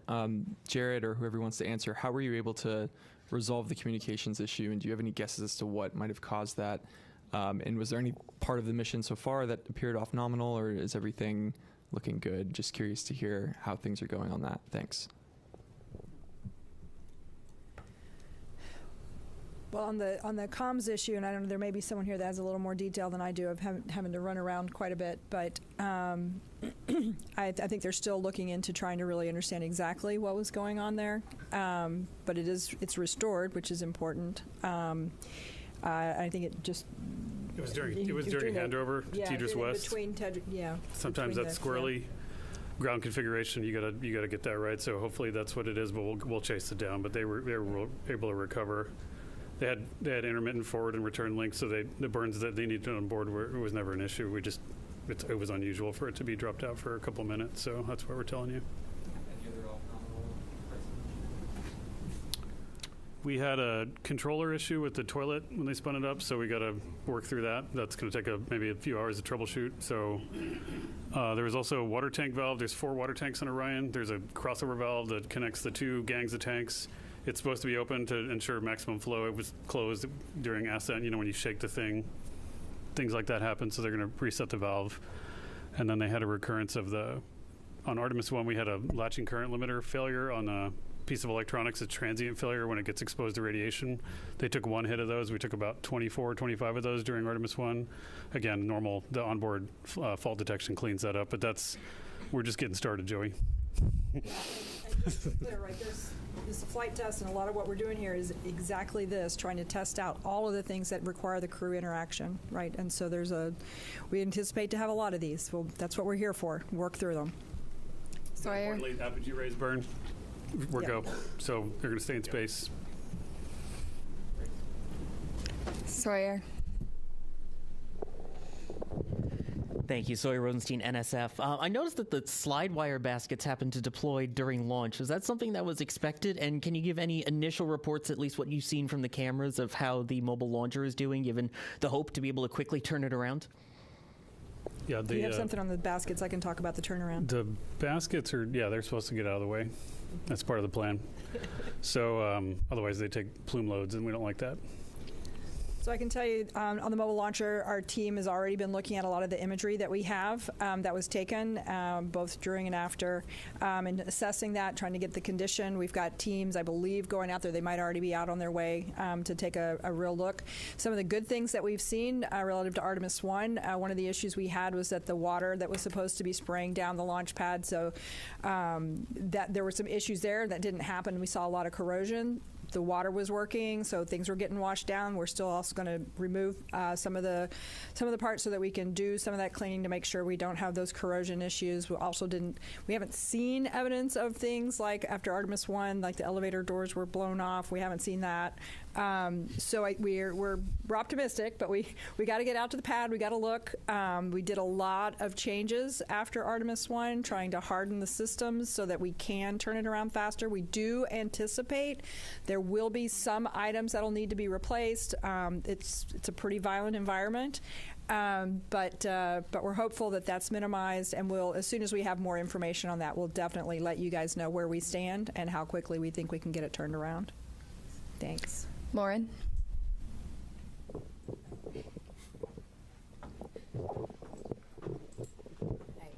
Lauren Grush with Bloomberg. I just wanted to get a gut check on how we're feeling about the upcoming proximity and ops operation.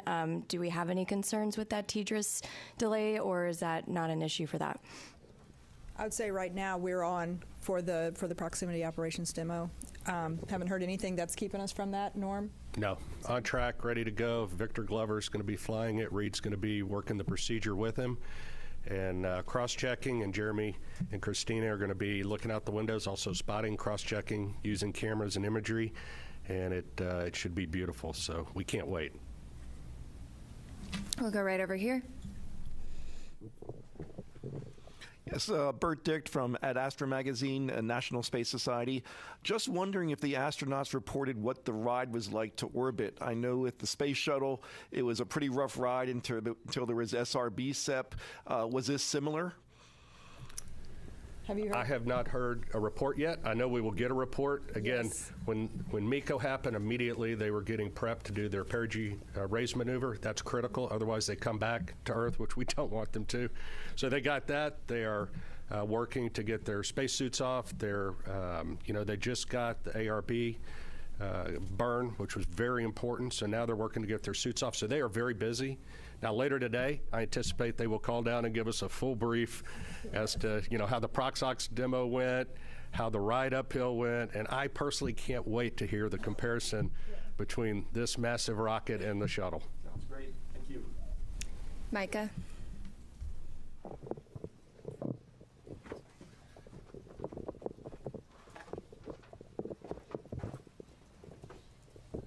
Thanks, Bethany. Micah Maidenberg, Wall Street Journal. Maybe for the administrator, I'd like to ask you, I know we're early on here, how you're thinking about success for this mission, defining success.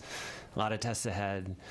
And just what happens if you don't kind of meet that standard as the flight unfolds? Thanks so much.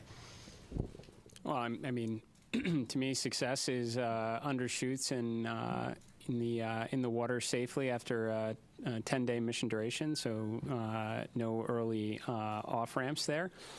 I think we're, right now we're already getting good ECLIS data. We've never flown Orion with crew on board, so that's pretty important. I mean, understanding the Orion spacecraft is, is paramount in this one to progress on to integrated operations of Orion with a lander.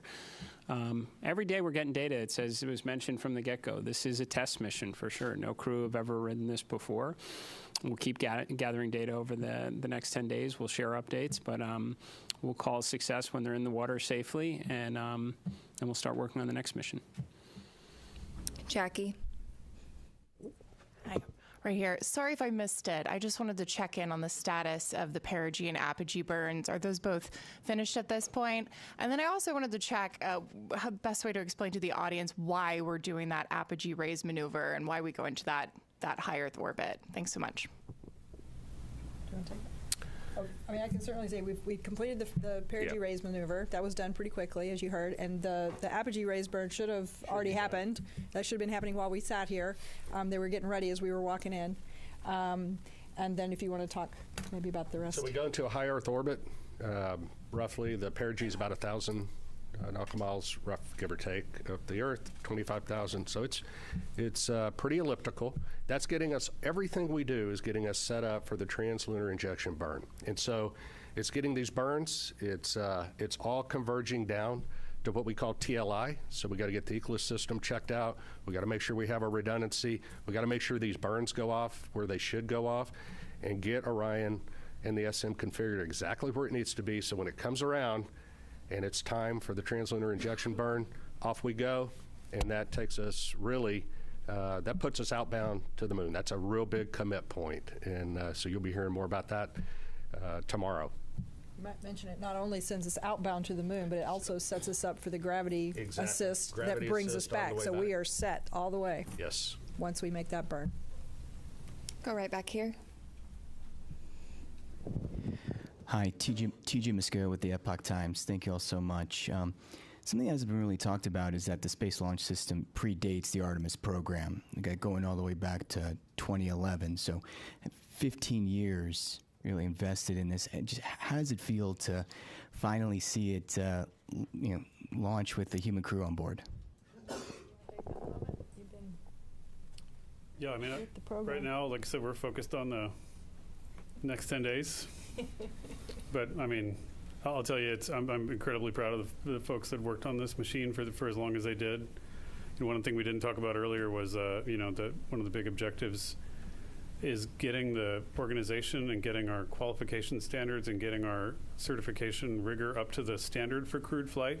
That's a big, even though the mission is a complicated mission, moving the entire organization to a mindset of thinking about risk in the right way to fly crew is a big deal. And making sure that the way we've gotten the machine configured to fly crew with the resilience and the reliability we care about is also a big deal. So it takes time. I mean, we got a lot in front of us, but I mean, it's for the guys that were out there, there's a big celebration in launch control for the rocket guys. The rocket guys can go out and play now, but the spacecraft guys got a lot of homework, so they're going to go work on that. But yeah, for them, I could see it on their faces. Jeff.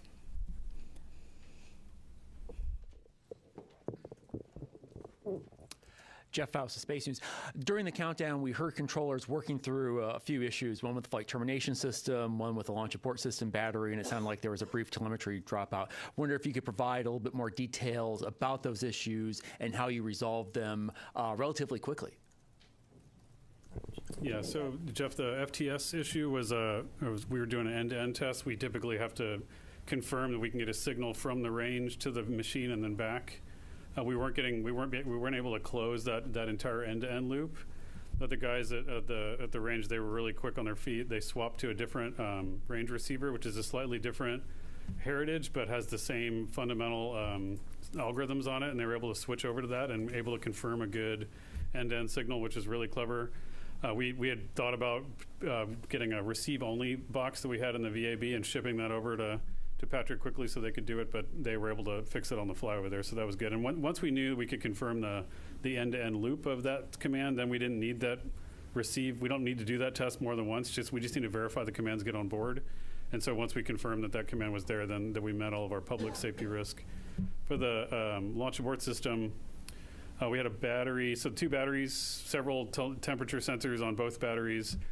We had one poke out of family. We want to make sure all of them are tracking within certain limits, but we could confirm, given the locations of the temperature sensors, where they are on the battery itself, that the reading was instrumentation, because there wasn't a credible physics-based explanation for why that sensor would be that far high. It was an order of magnitude off scale high from the rest, and so we were able to quickly vote that sensor out.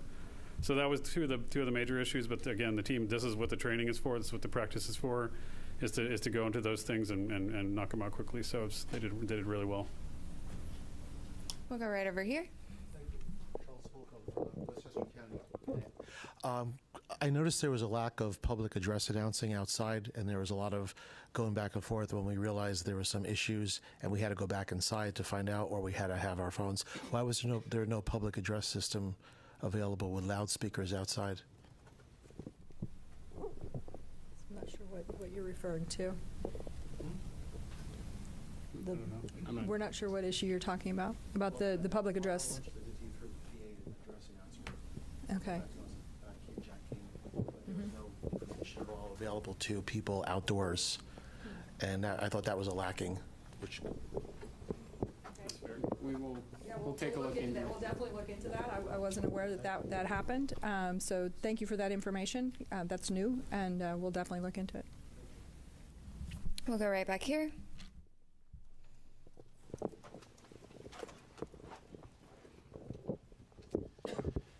Thomas Moore, Sky News. Administrator Isaacman, as a fellow astronaut, what were your feelings watching your crew rising above Pad 39B? And do you feel that extra sense of responsibility for the crew as they head further into space? I certainly felt that it would be, just from, I guess, my perspective in it, that, I don't know, it is far less stressful to be strapped into the rocket than to be responsible for it here on Earth. So I definitely had those feelings quite a bit.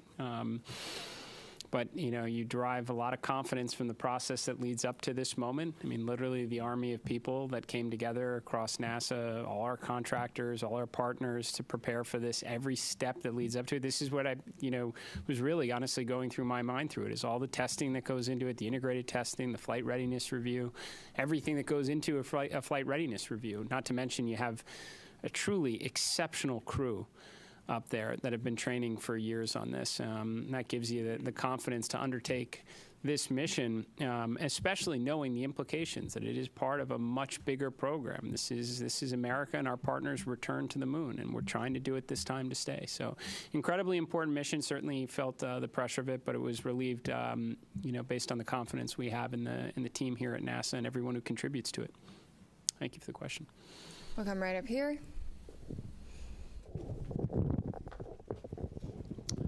Frédéric Castel with France 24. First, of course, congratulations to NASA for the grand return to the moon. Mr. Administrator, I have this question that they ask me constantly in Europe and in the States. In the 60s, NASA was using just the slide rule to go to the moon, and they could launch almost every 3 months. Of course, they had more money probably, but what happened in 50 years? Why is it so difficult to make it again? What has changed? Thank you.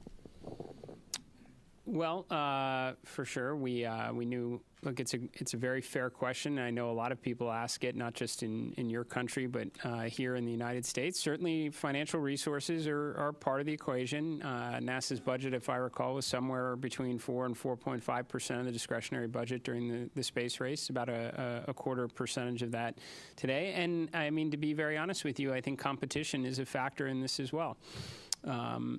it's a great way to mobilize the resources of a nation and concentrate on something extremely challenging, and that's what we did in the 1960s. And I think with absent some competition, we focused a lot on partnerships and all that we could do collectively with respect to science and discovery. But competition can be a good thing, and we certainly have competition now.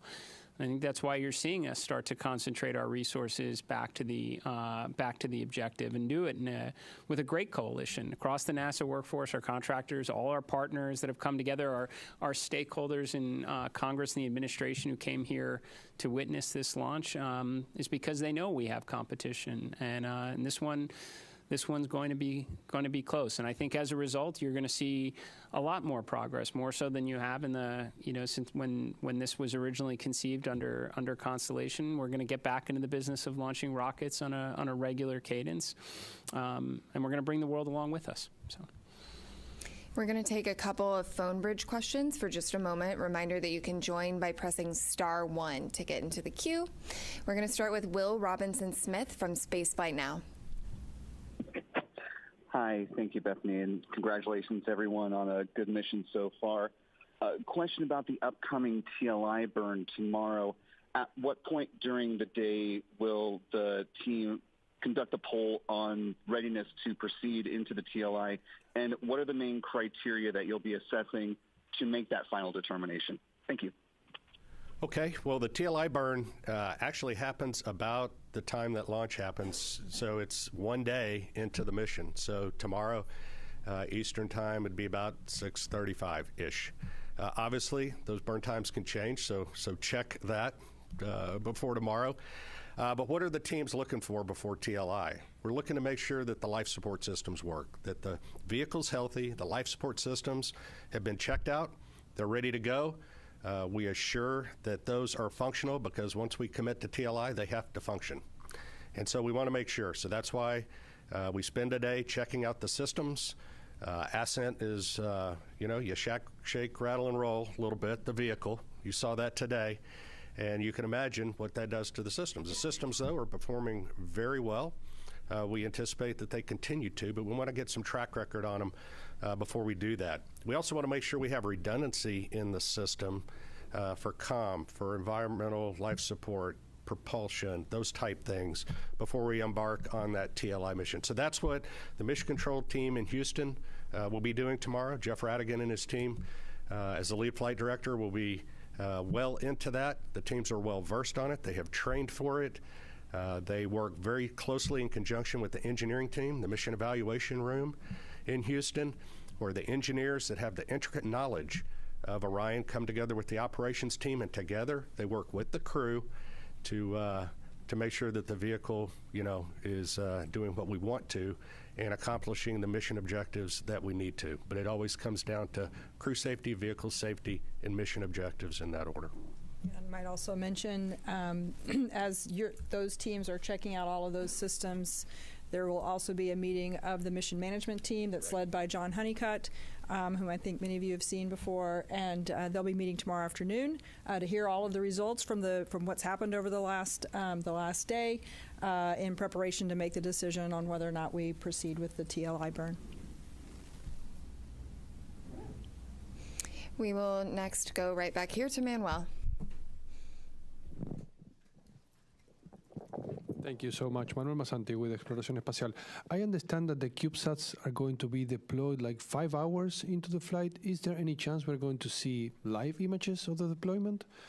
And then when is the crew, I know they're super busy right now, but when are they going to start using the flywheel machine on its way to the moon, when everything is more like... The second question was to do when they start doing the manual as far as... Flywheel machine. Oh, the flywheel machine. Sorry, thank you, the exercise machine. I guess after the TLI. I'll do this exercise. Yeah, I'll hand that to you, but I can answer the CubeSats. So the CubeSats are installed in the Orion stage adapter, which is actually a part of the upper stage piece, right? So once Orion separates from the upper stage, we'll do the ProxOps demonstration.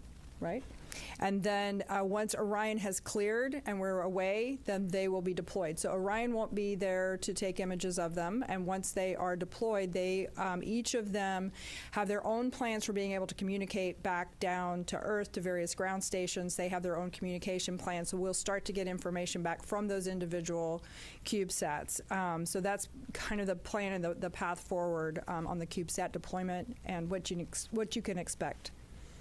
We're going to take one more question from the phone bridge from Christopher Mick of the Hudson Star Observer. Thank you very much. Congratulations to all the teams thus far. I had a question from an earlier media availability with Jeremy Hansen. He made mention of if the mission launched on April 1st, they would be experiencing a lunar eclipse. And I just want to follow up on that, if that's where that would be happening in the mission timeline, and if there would be any video perchance of that happening, or is that just going to be on the astronauts' photography at the time? So you may have to answer the question on whether or not there'll be the availability of the what kind of real time. I'm not sure what we'll have there, but the crew will get to observe the eclipse. This is pretty unique. It's kind of interesting. It actually doesn't happen when they're out of comm, so they will be having communication during that eclipse time. But during the eclipse, the moon will be blocking the sun. They will be able to see the sun's corona, which is kind of cool. So they've been having a lot of science lessons over the last couple of days to learn about that and the eventuality that we actually launched today. So they're prepared to make those solar observations. It'll be a pretty cool and unique opportunity. I'm sure we'll get some images down at some point. I just don't know if they'll be live. Tarek.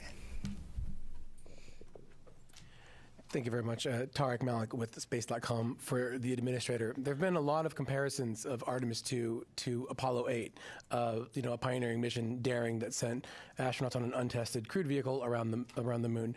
And I'm very curious, given last week's ignition event and how that really laid out an audacious and ambitious plan to really explore the moon in a stepping stone approach way, where you see Artemis II in that plan, and basically the importance of riding on this mission before you can make that next step for next year. So, I mean, no matter, I guess, how you slice it, it's the opening act for sure. I think there are areas where we're clearly combining, Apollo 7, Apollo 8 into a single mission. Which we should be able to do. There has been, to your question earlier, there's been substantial progress, over the last half century. We have tools. We've certainly been there before, so I would expect us to be able to get some, mission efficiencies through. But I would say that what we learn from this, for sure, will inform how we think about Artemis III. Now, there's certainly big picture objectives in that. We'd like to get the lander together. We'd like to test that out in Earth orbit before we go to the moon with it. But if there are things that we don't see, maybe it is comm-related issues, then we're going to try and fix those, and then we're going to want to validate that on the next mission as well. So, and that should be the idea, right, as we progress forward. I suspect when Artemis III comes around, we're going to learn a lot about the integrated operations that we'll want to validate and ensure is rolled into the subsequent missions. But yes, this should be a philosophy that we take across all of the grand efforts that we are pursuing right now, to not necessarily jump to the ultimate desired state, but to build up to it. I'm going to jump right up here.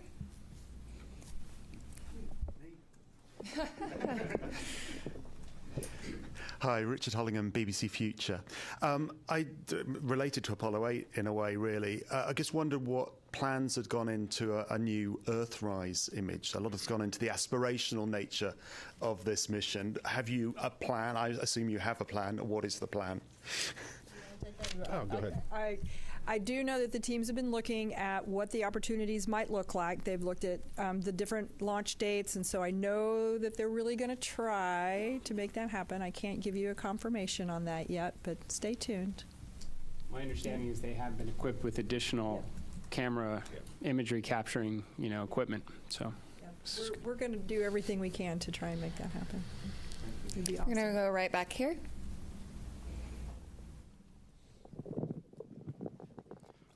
Thank you. I am from a Japanese news agency, Kyodo News. My question is to the administrator. The United States and China are competing over moon development. What significance does today's launch have for the U.S. and NASA? Thank you. Well, it's certainly an incredibly important step. I mean, this is the first crewed mission into this environment in more than a half century on a rocket that has never flown human beings before, along with a spacecraft. So it's incredibly important because we're going to learn an awful lot from this to inform subsequent missions. So, yes, this is the beginning.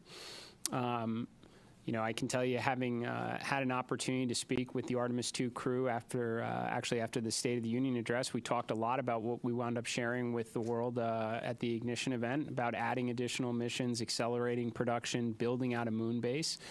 I think it was very energizing for the crew because they knew that they were, this is a risky mission for sure. Any type of new test flight mission going in this environment is going to be challenging, and they knew it was building up to something bigger. And I think that it was very helpful for them in that regard. So, and certainly it was very helpful for me to hear their feedback as well. I would suspect a point or two wound up in the Ignition event from them. So, we're going to go back here to the white shirt. Thanks, Denise Chow with NBC News. I think for Lori or Norm, I'm curious what you anticipate could be some of the biggest challenges over the next few days, whether that's from a spacecraft or system standpoint or crew workload. I'll jump in. Flight day 1 from a crew workload is pretty tough. Between now and TLI, we're working the crew really hard. In fact, when they go to sleep tonight, they're woken up in the middle of their sleep to do the Perigee raise burn, and so their sleep's disrupted. They're hitting on all cylinders. They may not be feeling well. On top of that, so we know that flight day 1 and flight day 2 up to TLI is really good. We know it drops off then, and so going into this, we trained for that. We did simulations for this. We put the crew in exactly that state. Now, they weren't on orbit. They probably were feeling great. But we got a good gauge, hey, are we working them too hard? And the mission control team is great because they're watching the crew constantly. They're watching their performance. And we also have a crew that's very good at saying, hey, enough's enough. And so together, we will make certain that we're doing everything in the best interest of meeting the mission objectives, making sure that we're not working the crew so hard that, they make mistakes or something of that nature. And again, we work as a collective team going forward. So this is our best opportunity, and they may add more stuff to the timeline before it's all done, and they may take some stuff out if we need to, but we adjust all the time on those things. So that's leading up to TLI. That's probably one of the bigger challenges, making sure we get those done. I'm going to go right up here. Hi, Robert Perlman with CollectSpace.com. For the administrator, you mentioned the 53-year hiatus, and in that time, now most of the world's population wasn't alive for Apollo, like I think you and me. And I wonder if you have a sense of, if even this early in the mission, that this has captured the imagination of those people that have never seen anyone go to the moon before on a world level, on a national level, and how important is it to NASA to capture that support from the public? Yeah, I've said it many times. I absolutely, I think it's foundational for what we do here at NASA to inspire. It should be a component of every one of our missions. I've talked about, I think after Artemis II, you're going to have more kids that are going to dress up as astronauts for Halloween. We want to inspire and create interest in the next generation to grow up and contribute to this endeavor. Now, how have we done so far in captivating the world's interest in America's return to the moon? I don't know. You have to tell me. We've been rather busy the last couple hours. I would say, and I felt this way going into it, that when we got down to T0, a lot of people would be paying attention. I suspect when some of the imagery starts to maybe come back from the moon, that's gonna further bring people into this story. Right, and then we bring them home safely, and we start preparing for again the next chapter in the story. So, I think inspiration is extremely important. I think people, despite some of the commentary up to now, how many people really know we're going around the moon? I'm willing to bet right now a lot of people do, and I think we'll only draw in their interest further as the mission proceeds. I'm gonna go right here.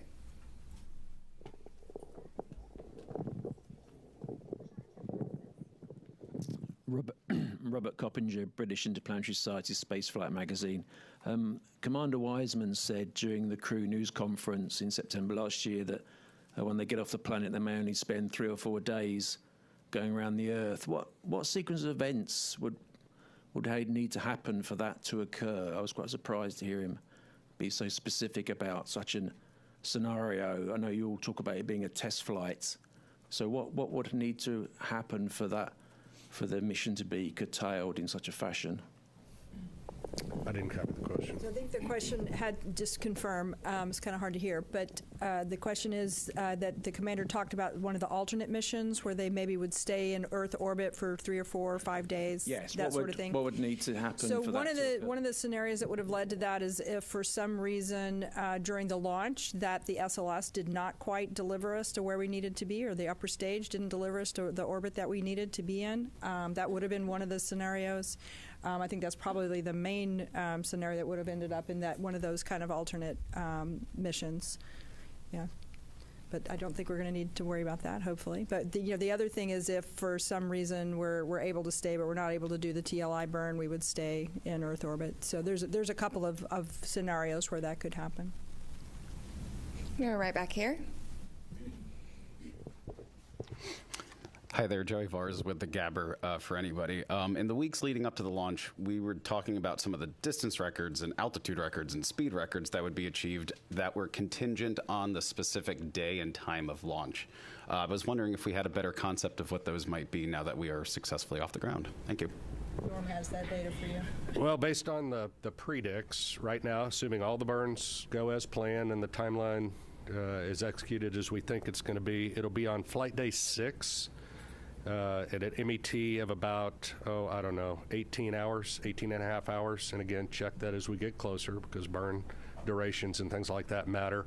But that's where we will exceed or beat the Apollo distance record, or at least that's where we believe that's going to happen. So that'll be an exciting day, and we'll stand by to see what transpires. You're right here. Hi, I'm Hanju Yang from Kookmin Daily in South Korea. And first of all, congratulations on today's successful launch. And my question is for administrator. And this mission also carried a Korean satellite on board. From your perspective, why does a crewed lunar mission like Artemis II matter not just for United States, but for the global community? I think we say often that when we undertake these type of endeavors, we never go alone. We go with our international partners. We have a Canadian Space Agency astronaut that's on board this mission. We are carrying a lot of CubeSats from our Artemis Accords partners, and we are going to continue to do this going forward. JAXA is contributing a pressurized rover, a major contribution to our efforts of having an enduring presence on the lunar surface itself. The Italian Space Agency, just a few days ago, we signed a memorandum of understanding for a habitation module on the surface of the moon, a component of the moon base. And to be honest, it was also a key component to the ignition event from last week. Half of the Artemis Accord partners were present. We spent a good portion of the second day talking together, recognizing that some of our partners can make contributions like a pressurized rover or a habitation module, and many others are going to work with their academic institutions and universities for science instruments that could wind up on the Phase 1 component to the moon base itself. So, or interesting tech demonstrations. This is something that NASA is extremely proud of, and will continue to do so as we continue to press forward under this program. So. We're going to do last question here. I'm going to go over to you in the back. It's Paul Brinkman, Aerospace America. Can you just talk a little bit about the propellant loading this morning? Was it flawless? Were there any leaks detected? Was it a repeat of the wet dress rehearsal? Did you learn anything? Yeah, go ahead. I think it went extremely well. What I heard this morning, and Amit may have an update from later, but some of the leaks that we'd seen of the hydrogen during the tanking for the hydrogen, we saw leaks below 1%, which was significantly lower. Again, the seals that we replaced seemed to perform extremely well. We did a pressure test kind of partway through, and the leak went up to about 1.4%. Still, well within the constraints, which 16% is the bound that we have. So I think it performed extremely well. We actually, I think, finished the tanking early, from what I understood. So I think it went extremely well. So again, the seals that we had replaced out at the pad after wet dress number 1, I think that was proved to be very successful. And with that, thank you all for coming out and covering humanity's return to the moon. Stay tuned for updates on NASA's social channels, including our continuous coverage on YouTube and NASA Plus. Go Artemis. Thank you.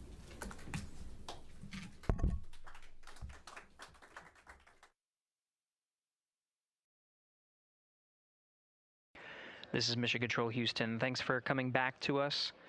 We are here in the Artemis II flight control room. The white flight control room here in Mission Control Center in Houston, Texas, following along with the mission and 4 Artemis II crew members who are making their way to the moon. For those coming that were joining on the press conference, we'll do a quick recap of some of the activities that happened over the course of the hour that happened during the press conference. We did have a successful thermal roll ahead of executing the Apogee raise burn. The Apogee raise burn occurred with an updated time of MET 1 hour, 46 minutes, and 7 seconds. The duration of the burn was 18 minutes and 6 seconds. At this time, the flight dynamics officer confirms that it was a good burn, so they are on a good trajectory for staying in high Earth orbit for the remainder of this flight day and into next. The high Earth orbit puts them into a 43,730 by 0 statute mile orbit, which orbits the Earth approximately once a day. It's a 23.5-hour orbit. Checking.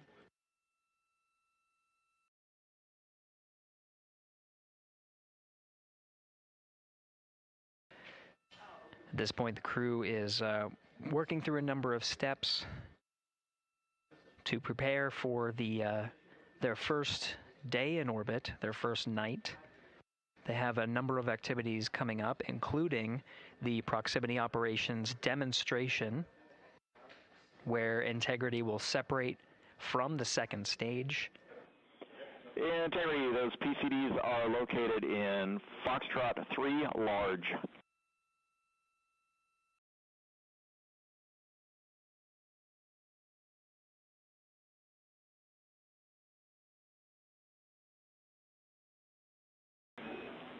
Integrity, good. String 1, helium clearing.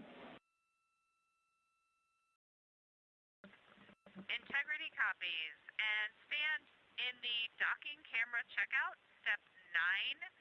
Would you like me to go ahead and configure for our pod at this time? Checking.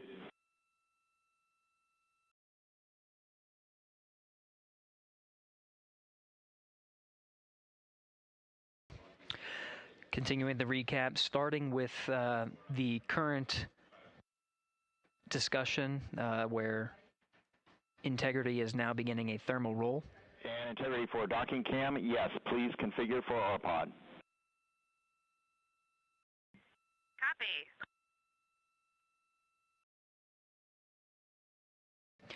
Mission Specialist Christina Koch is setting up the docking camera ahead of the proximity operations demo for later today.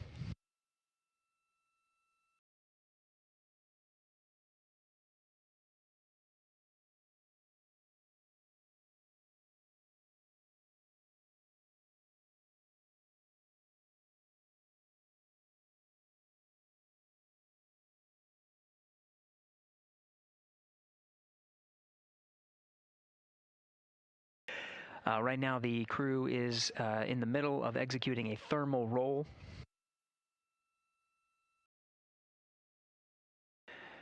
This procedure allows for more even distribution of heating on the interim cryogenic propulsion stage, as well as the Integrity spacecraft.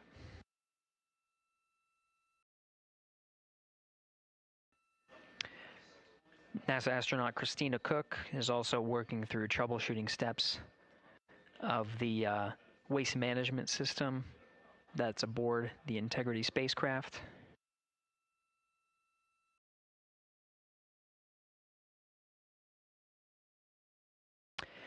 The toilet fan is reported to be jammed. Now the ground teams are coming up with instructions on how to get into the fan and clear that area to revive the toilet for the mission.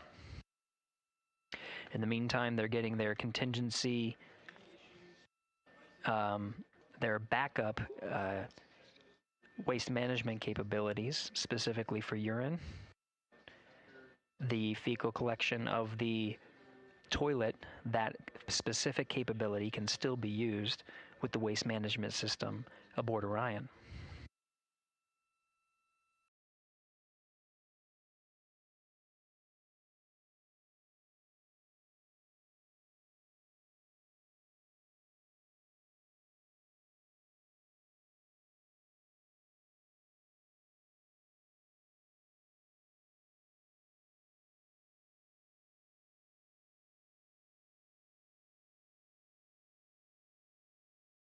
At this time, here in the Artemis II flight control room, we're beginning the first handover of the mission.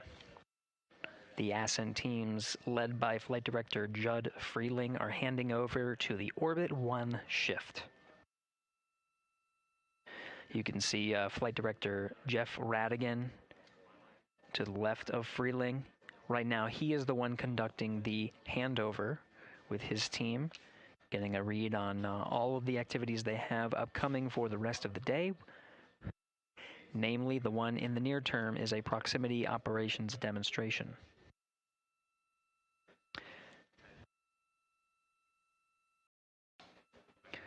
We are also anticipating a crossover of the tracking and data relay satellites. Integrity Houston for GNC. System is still performing nominally, but we are updating unfiltered and BFS with channel 1 again.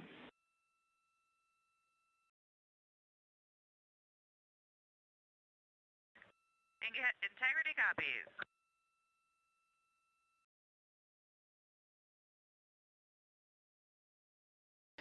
That call from Capcom Stan Love addressing the guidance, navigation, and control system navigation source, specifically channel 1. Now, as part of handover to Flight Director Jeff Radigan to begin the Orbit 1 shift on Flight Day 1, they're preparing for the proximity operations demonstration. Ahead of that, there's an expected handover from the tracking and data relay satellites to the Deep Space Network.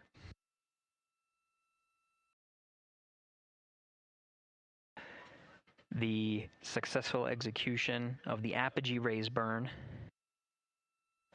puts the crew in the high Earth orbit, which will take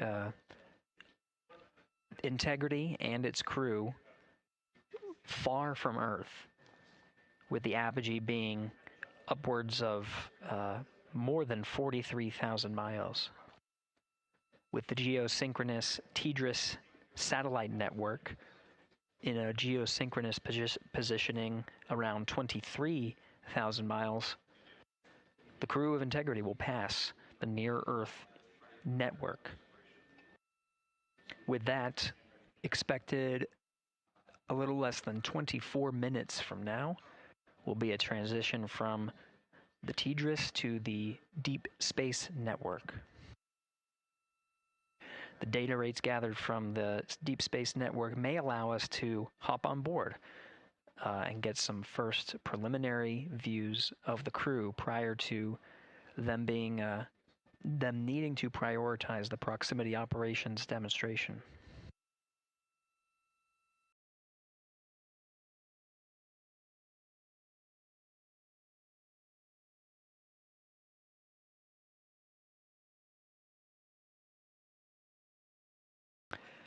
We'll take a pause here and listen for some Orion to Earth communications as the team goes through their handover procedures, so we can listen in on the next steps for the Orbit 1 team.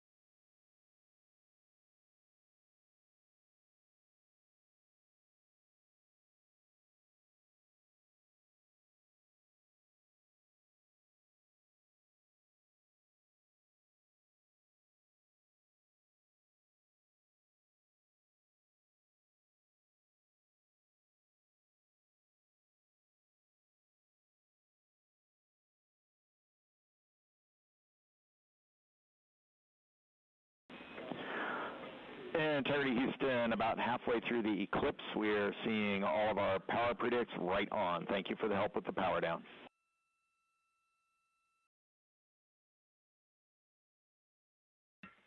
Integrity copies.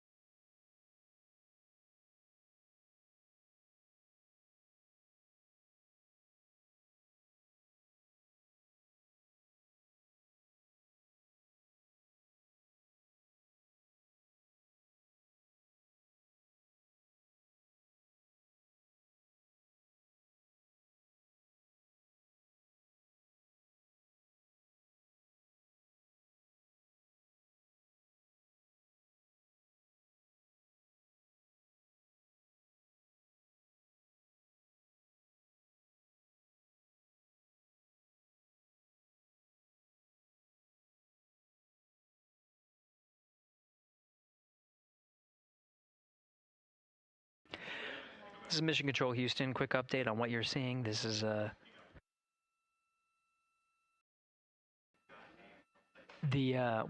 this display is brought up onto the front screen by the control officer here in Mission Control Houston. It's called the Ascent PFD and is available at the first phases of flight. It includes toggled settings between tanking, the ascent phase on the core stage, and now the ICPS phase. As you can note from the display here, we're in a post Apogee raise burn coast. Right now the attitude for Integrity is... Integrity Houston, 1 minute to string 2 helium clearing. Also, your PCL Rev 1 HEO deorbit burn plan is on board. That's in slot 2. The name is HEO D/O Rev 1. Copy helium clearing, and we see the burn plan. Thanks. Outstanding.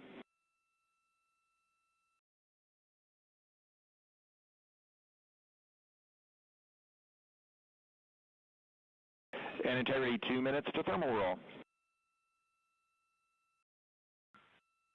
Copy.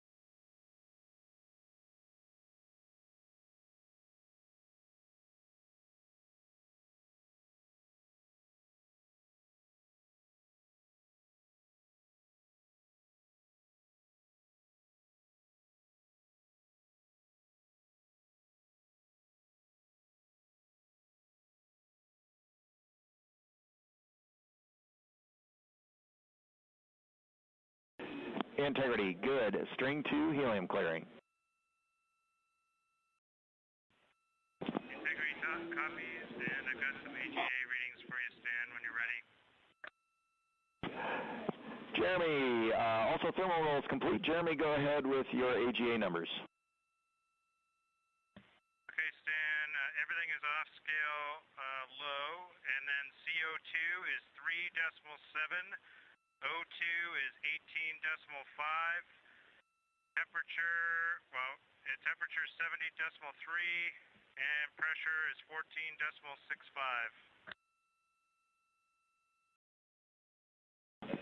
14.65. We copy all those numbers. Thank you.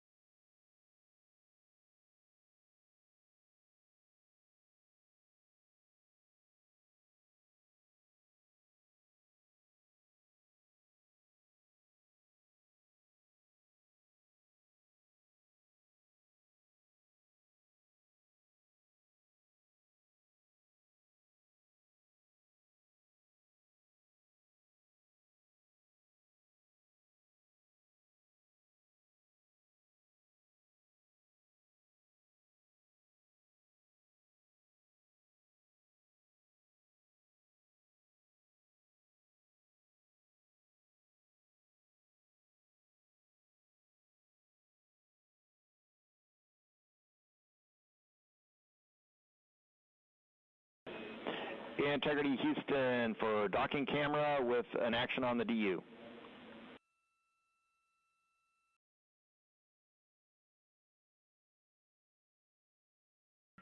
Go. For the docking cam, we see exposure set to 1 instead of 3. We think that'll be too dark. You can set that back to 3 on rpod.doccam, HKey L4. Copy. Thank you.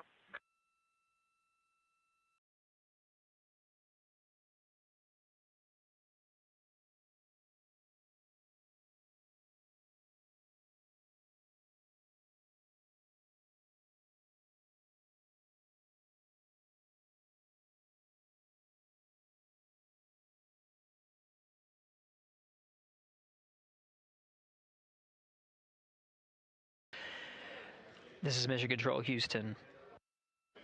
The Ascent and Orbit 1 teams have completed their handover.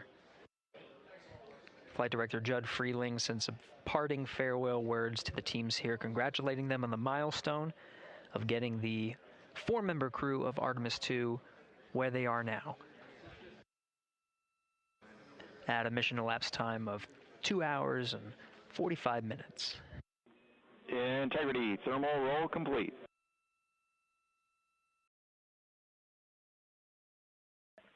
Integrity copies.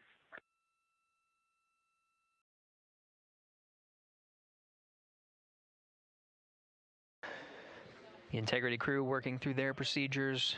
You heard thermal roll complete to allow for even heating on the outside of the spacecraft. We'll do this periodically throughout the flight. Right now, the teams here have, like I said, have successfully handed over. You've been hearing the voice of Capcom Stan Love for the Ascent shift. He'll be handing over to Capcom Amy Dill and Capcom and NASA astronaut Raja Chari. You'll hear their voices for the Orbit 1 shift and the beginning of proximity operations demonstration.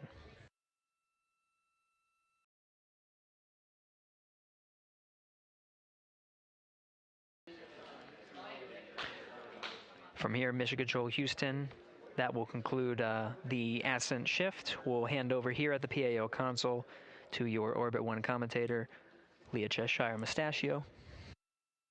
She'll take you through the proximity operations and some of the activities that lead to the end of the cruise day and the beginning of their sleep period. That's it for the Ascent team. This is Mission Control Houston. Stand by as we allow a few minutes to reconfigure the PAO console and provide 24/7 commentary. Integrity Houston, com check on Peltor. Houston Integrity, com check on Peltor. Hello, Christina. You're coming in louder. How me? Amy, great to hear your voice. I have you the same. Good to hear that our Peltor is a little louder than the mic stub. We copy.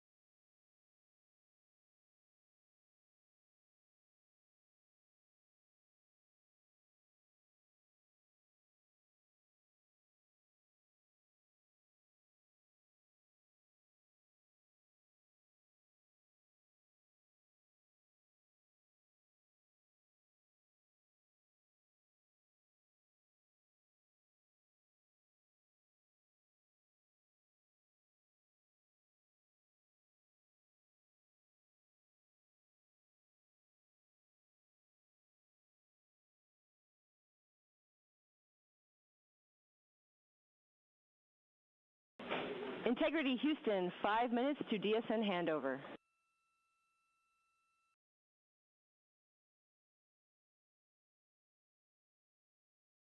Integrity.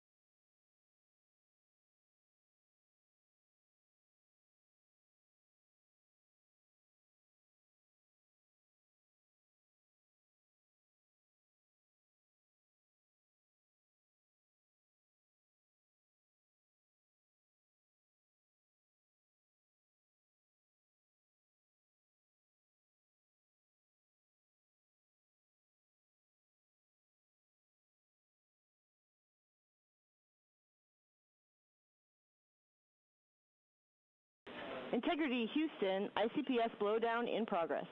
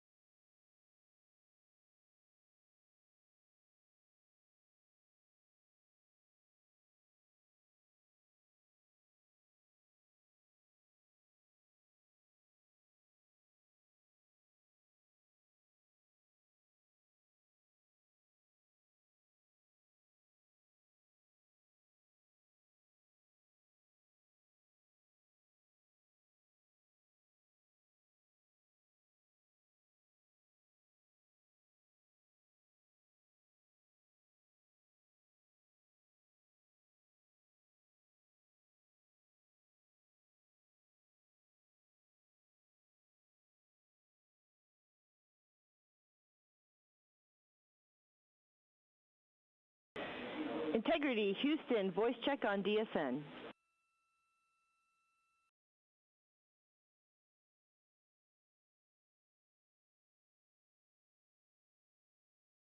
Houston, Integrity has you loud and clear on DSN. And we have you loud and clear as well, and while we were handing over, ICPS was in blowdown.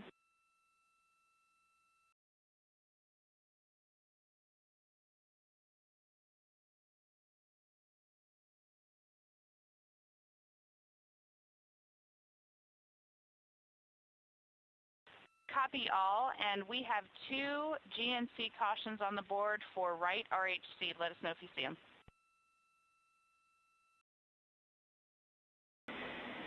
Copy, Christina. We're seeing the same. We think we might have a channel failure. We are taking a look.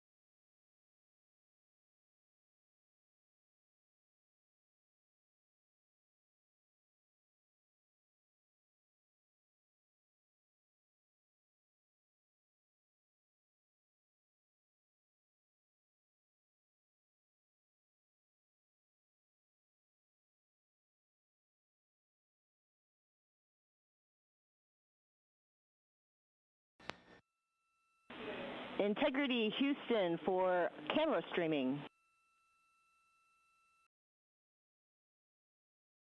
Go ahead. All right, we are ready to join you on board if you're ready for us.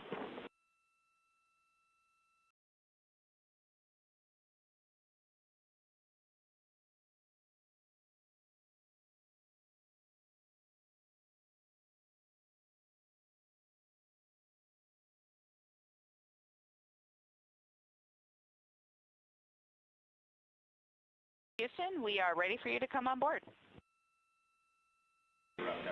Copy. We'll let you know when we join you.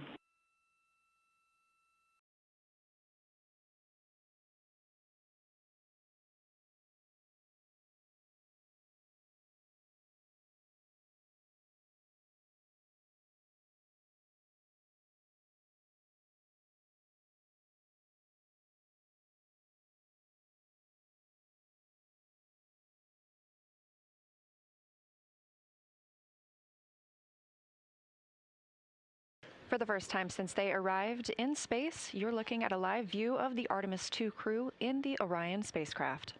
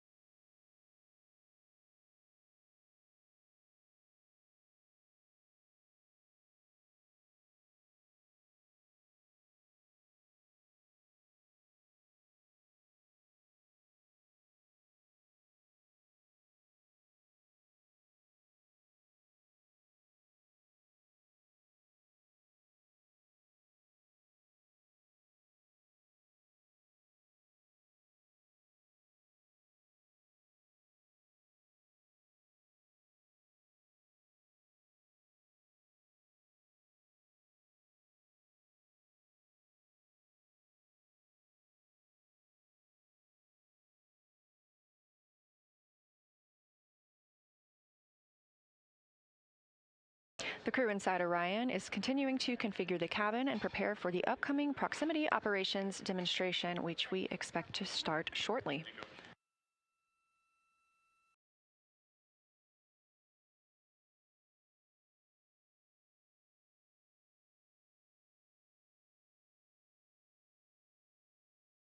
And as you can see, it's pretty dim in the cabin right now. The lights are dimmed as the vehicle is in an eclipse.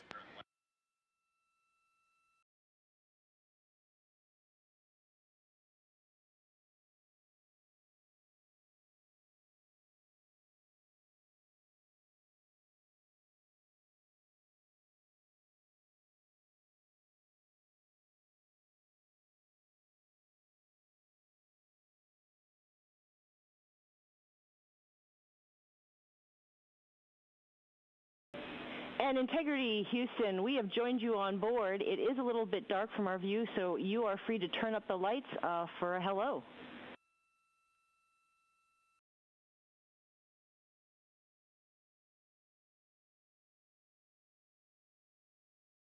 All right, Houston, I just want a quick comm check. Can you hear this transmission?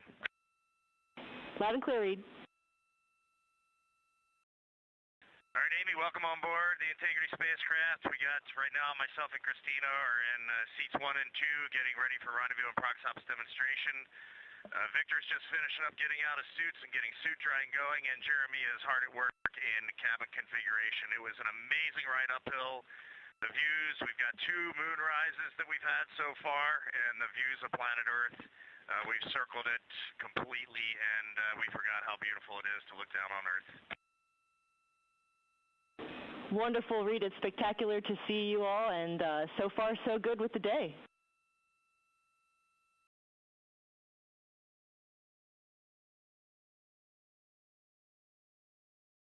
Amy, thanks for welcoming the world on board Integrity, and we're looking forward to a good rendezvous and prox operations here in a few minutes. And on that note, Reed, we have the prox ops pad whenever you're ready to copy.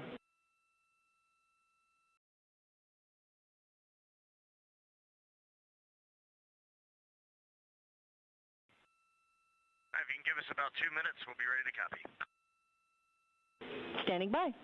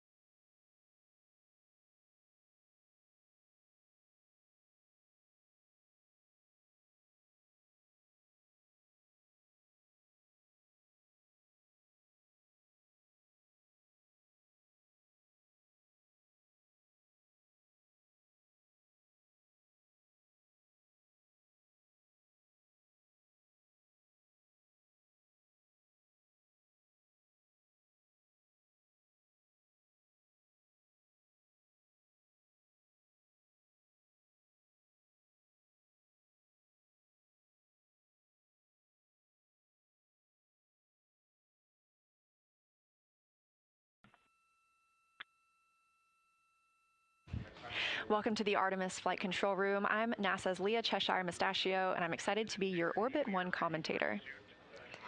We're hearing some comms from the crew as they are preparing for their proximity operations demonstration. And we have just had, for the first time in over 50 years, humans join the Deep Space Network. Now, we're used to people being on the Near Space Network, the Tracking Data Relay Satellite System with the International Space Station. But again, first time in 50 years that we will have crew traveling far enough to be on that Deep Space Network. These are our first views of the... Integrity, we are ready for ProxOps pad. Integrity, all times MET. ICPS maneuver to SEP, attitude.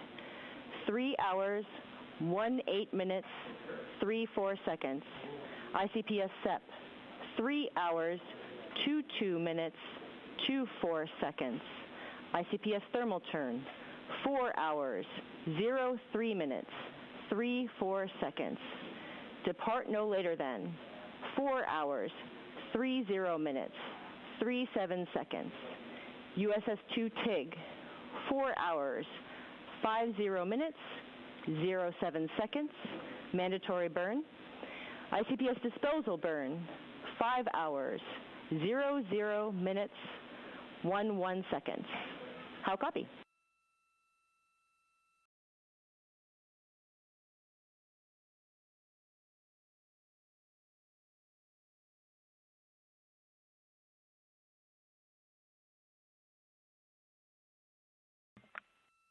Okay, Amy, we copy all, and we are hopping over to 13.1.100 ProxOps FTO, and confirm you hear this transmitter loud and clear. Confirmed loud and clear.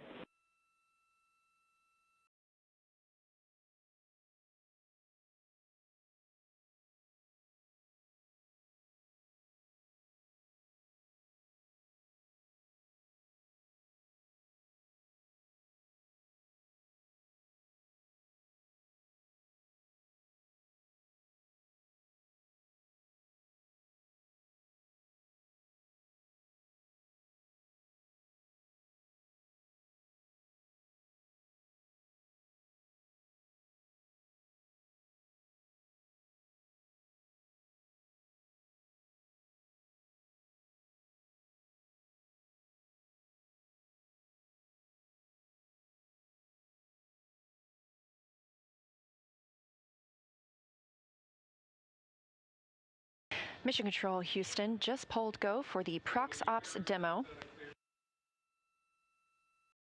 And the crew aboard Orion is starting to get into the configuration for that demo. Another live view here in Artemis Mission Control. So with proximity operations coming up first, we will look for separation from the interim cryogenic propulsion stage. That is the stage that propelled us in the Perigee raise maneuver and the Apogee raise burn. Amy, we have 20.8.101 post-BFS engage actions open on step 2.1, but we are taking no actions in that procedure. Moving on. Copy, and I have a story on the right RHC when you're ready to hear it.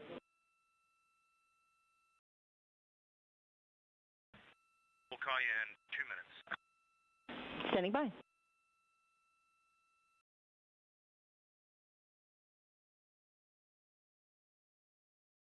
As we mentioned, the crew is... Integrity, comm check from the Peltor headset connected to Seat 1 AIU. Loud and clear, Victor. How me? I have you the same, thank you.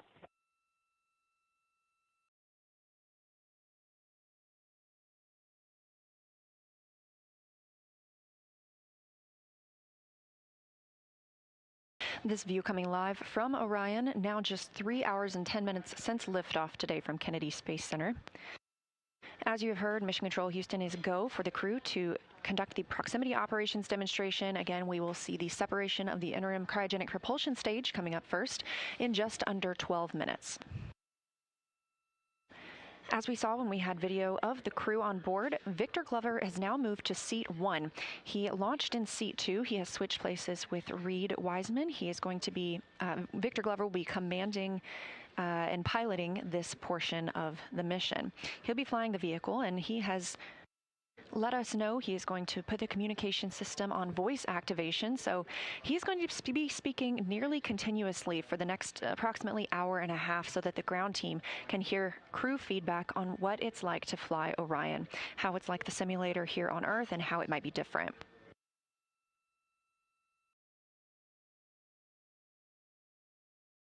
During the proximity operations demonstration, Glover will use the translational and rotational hand controllers to command Orion, first doing a translation control checkout and roll control checkout. He will get a read of Orion's roll, pitch, and yaw from this commanding. We'll hear calls about targets and degrees of width. There is no rangefinder available between Orion and the interim cryogenic propulsion stage, so this crew is using other data, like how big the upper stage looks outside of the window or through a camera. So the degrees that you'll hear him call out are the width of the target on the screen that he is monitoring. That screen is going to be fed by the docking camera that was set up after launch. The target that he'll be reading initially is the entire ICPS itself. We'll be about 100 meters or 300 feet away from the ICPS. Those degrees are going to be reported as greater on the screen because it's a larger target. Can you just confirm that we have a gas introduction of some sort, nitrogen, I'm guessing? Checking.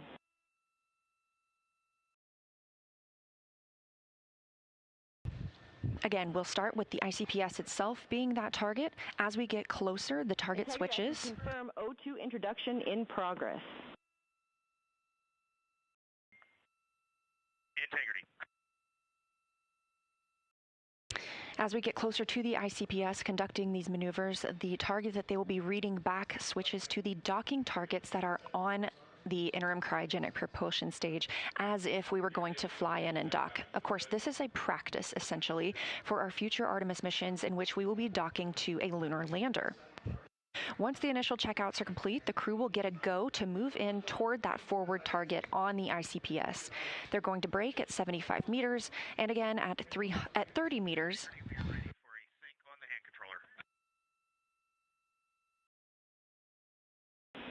Okay, Reed, for the right RHC, it looks like it was a single event upset.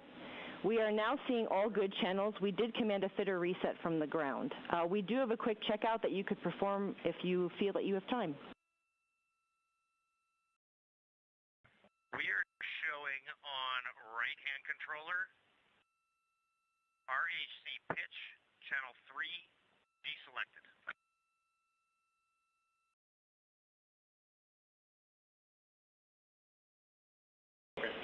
And we expect that. For the checkout, you're going to confirm CSS is not selected and then do a full deflection positive pitch, then negative pitch.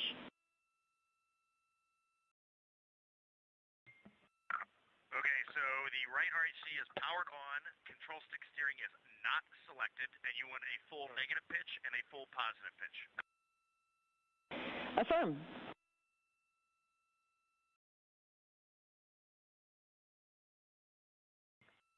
From C2, right RHC, here is a full negative pitch. It is now 0, and here comes a full positive. Copy, we're following. Right RHC is back to neutral, still show pitch channel 3 deselected.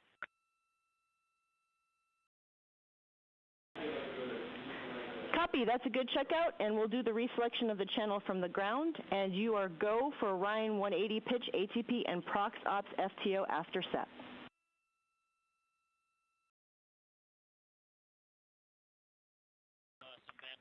Outstanding. Picking up in step 1.3 at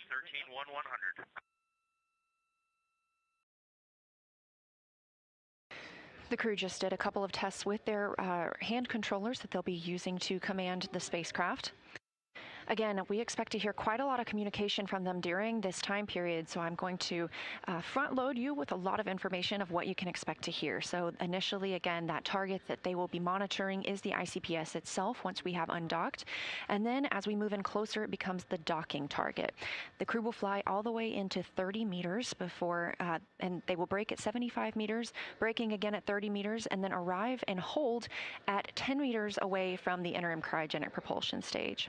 Victor Glover is going to conduct an attitude alignment and then move into the precision translation test and then the precision rotation test. They are exactly as they sound. These are small movements while closer to the ICPS, like we would need to make if we were docking. Of course, again, this is essentially a practice for our future Artemis missions in which Orion will need to dock to a lunar lander.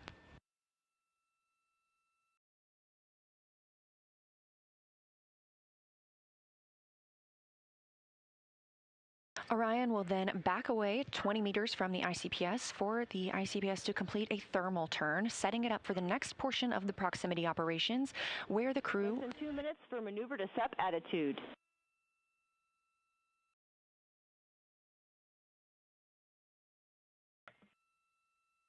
Integrity copies.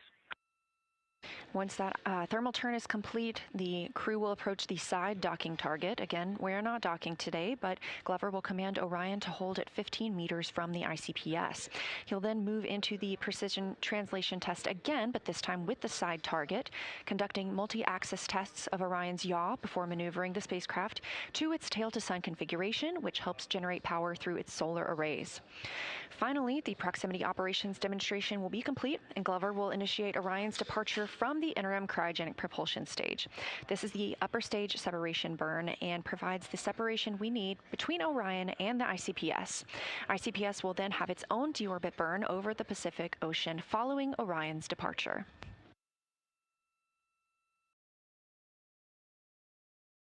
Again, maneuvering to separation attitude coming up now in just about 40 seconds, and separation from the interim cryogenic propulsion stage coming up in 4 minutes and 25 seconds.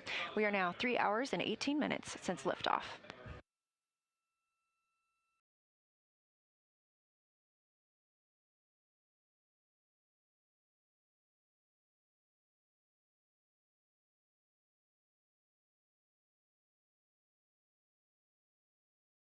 We expect to have views from the docking camera. This is new hardware on Artemis II, and testing it out here helps us reduce the risk in using it for future missions.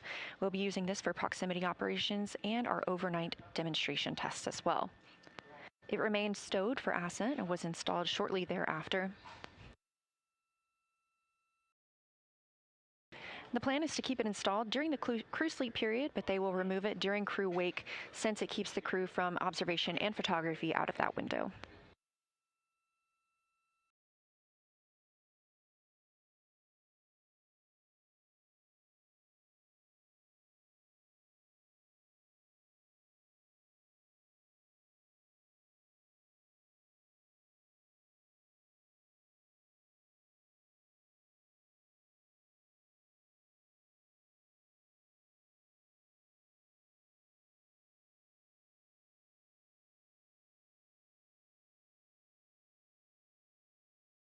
Integrity Vox check from seat 1 on the Peltor headset. Loud and clear. Okay, I have you the same. Calls requesting a response will be prefaced with Houston. All other comm, no response required. Houston, how do you copy that? We copy, we're ready. We are ready. Just some words on my configuration. I'm wearing my ox suit boots, and they're clipped in to the seat 1 foot pan to give me some stability. I've got the shoulder straps of the harness on tightened, holding me down to the seat pan, so I feel really stable for actuating the rotational and translational hand control.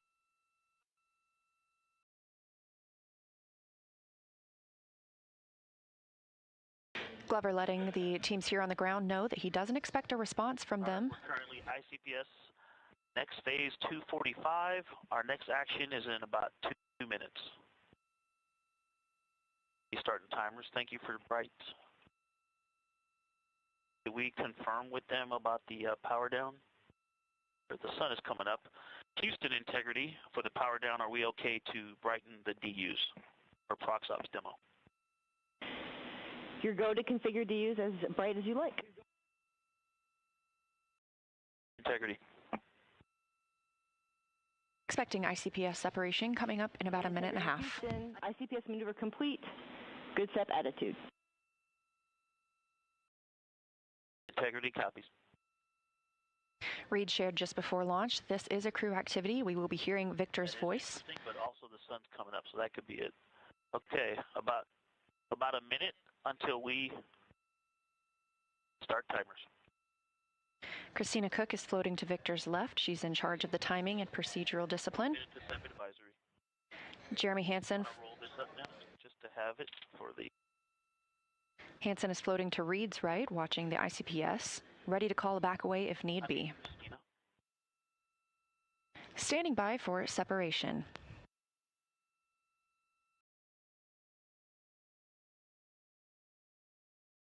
Thirty seconds to timer start.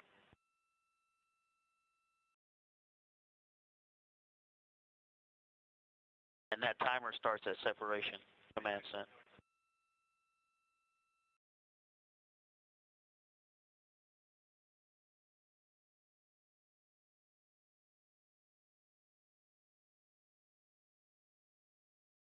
Stand by for separation.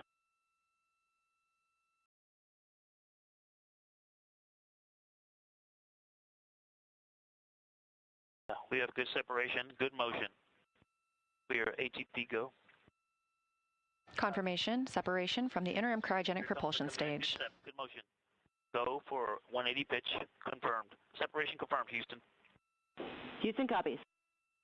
All right, here comes the pitch rate.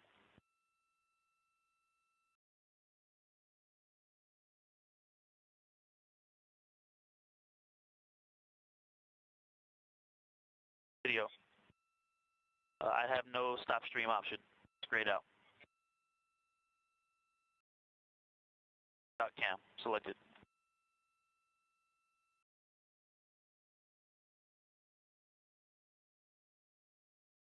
I see it. Look at that. Woohoo! That. This view inside Orion. I see the moon in the camera, and now I see ICPS in the docking camera field of view. Okay, waiting for 550. I'm on the THC. There's 550. Starting the 19N. 1. This is the view from 5, 9, and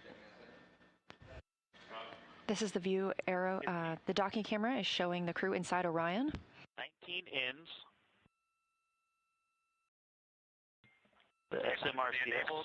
Caution, prop, SMRCS manifold 3, Ox-P health. Much quieter. Got a little rumble, Checking. like we're driving on a rocky road, but much quieter than in the sim. I'm showing about 3 degrees wide on ICPS. And it's holding right near the center. Integrity, no action for you on that enabled prop caution. No action. All right, still waiting on the 19 ends to burn out. Thrusters are still fine. We've got a little rumble. It's like driving on a rocky road. All right, burned out. Okay, I see about 2.6 degrees wide on ICPS. All right, zooming in. It's 3x. 2.7 degrees wide. Here goes 6x zoom.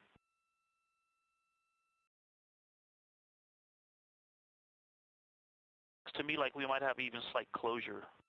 I definitely don't think we're opening. Anybody else? Okay, 2.6.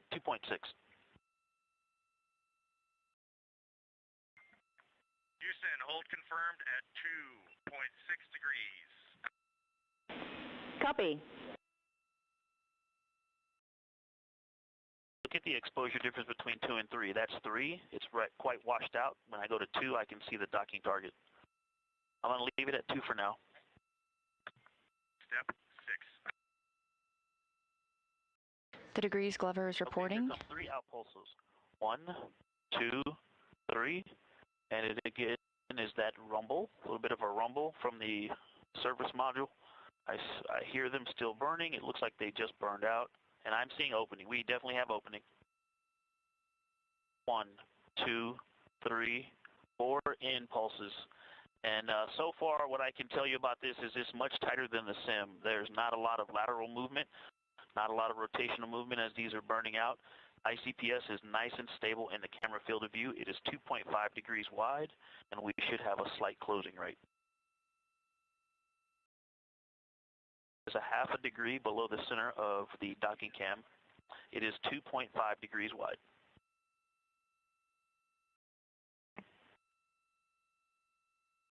An authority DAP, it's quite nice and very responsive. And the camera is also better than what we were flying in the sim. I'm getting very slight movements, so it's making it easier to assess opening and closing. This camera is much better than the sim. We will be less than 4 degrees. I'm going to start left since it's just to the left. So here comes 2 left. 1, 2, left. Good motion. Looking for 1 full degree, so I'll start at the center pack. ICPS is centered, waiting for 1 degree to the right. I'm going to give it 1 down, if that's okay. All right, we still got good motion. I'm going to hit 1 down for correcting ICPS towards the center. All right, and then when I get 1 degree of motion, copy. There's 1 degree hack. 1, 2, 3, 4 rights. 2 lefts to center, copy. Again, very responsive.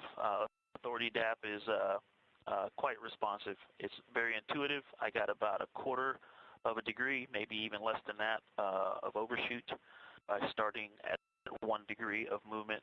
And I've got good motion, half a degree back toward the center line, and I will capture it with 2 lefts. I'm going to lead that by about 1/4 of a degree. Here comes the first 1, 2, and I'm going to give it, I'm going to let those down slowly correct themselves. So, all right, again, that little rumble, it's like a very slight rumble, like just driving over a little slightly rocky road, and the 2 lefts are in. We've stopped on the center line laterally and vertically, waiting for it to correct back to the center. Here comes 2 downs. 1, 2. Start counting out the center. Copy 2.5 degrees wide on ICPS. And Houston, Ike keeps talking about the rumble, and I think from the previous spacecraft that we have flown, Soyuz and the SpaceX Dragon, we're used to a more distinct popping sound out of the thrusters, and this is just more of a gravelly road, kind of very calm. There's not a lot of dynamics on board. Very smooth vehicle. 1 degree of motion. Here comes 1. Copy 2, observation. 3, 4 up. Okay, there's 1/4 of a degree overshoot, maybe 1/3 of a degree, and we've got motion is stopped. Waiting for motion. Yep, this one is taking a little longer. Motion is tracking back the other direction now. We'll go 2 downs to center. We also had an up correction going in, so I think I didn't take that out before we started this. That may have contributed to it overshooting a little bit more than the previous.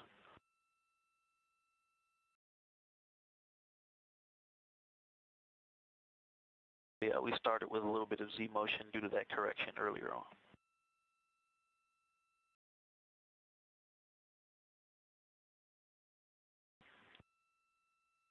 All right, half a degree to go, and then we'll go 2 downs to stop it in the center. Still right at 2.5 degrees wide. We'll probably only need 1 down to stop this. Okay, gonna put that in now. There's 1 down, and we are centered.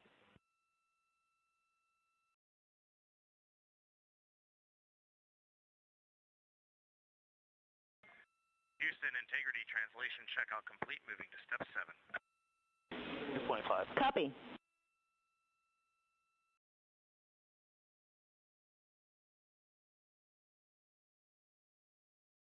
Cool.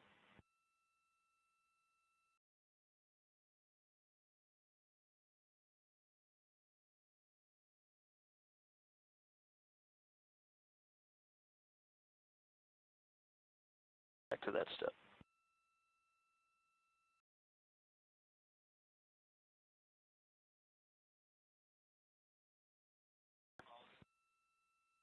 Okay, I'm good. And Houston, with the stable ICPS diameter, we do have the opportunity to do one in pulse, but we are going to hang here for now. Copy, concur.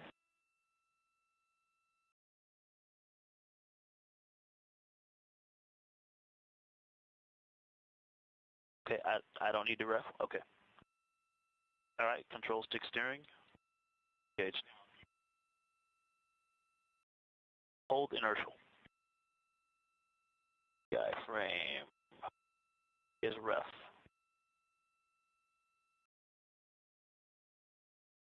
One degree on the rate scale set.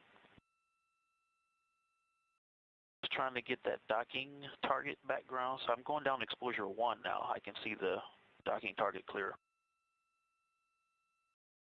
Ready?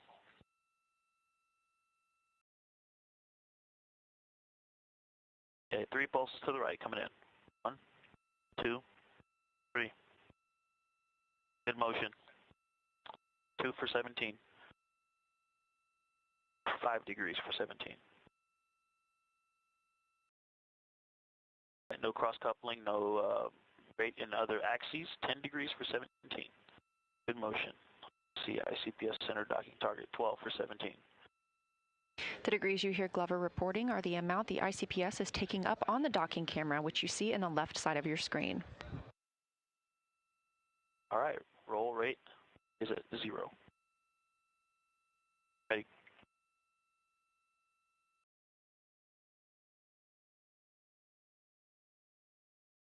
Aligned. Giving it 1 down, 1 left. Houston, roll alignment complete. Little gravel road. Copy. And we got another momentary enabled caution prop SM RCS manifold 6 ox P. No impacts to Prox Ops demo. Good to continue. Integrity. Point 2. Set. Okay, let me center ICPS and get stable. I'm going to go up. I'm going to go right. Okay, roll right and hold. All right, roll right. It's coming in. Roll, good motion, no cross coupling. It's only roll rate. I see ICPS. 2 for 5.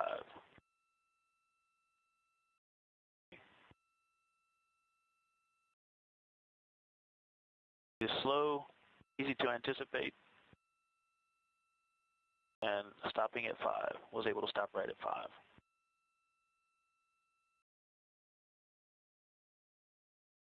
Houston Integrity, oh, sorry. Okay, going left. Good motion, it's all roll.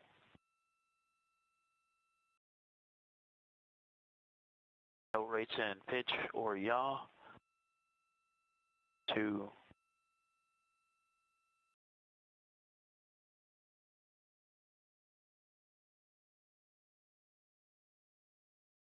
Right, roll rate released, it's 0.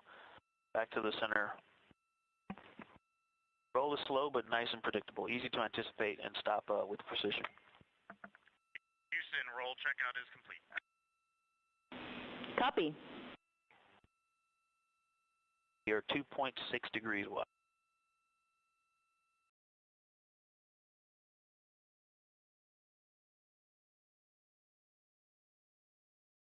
Ready.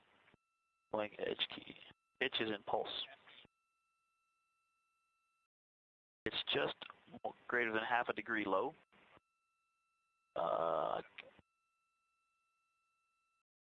3x. Pitching up, 1 pulse. For 1 degree. Pitch up, nice and snappy. And there's 1. Anticipated, stopped it right on that 1.5 degree line. Okay, and returning it to the pitch down. Stop just greater than half a degree low. Stop. Very nice. That pitch was very tight, very responsive. I was able to stop it right where I started it.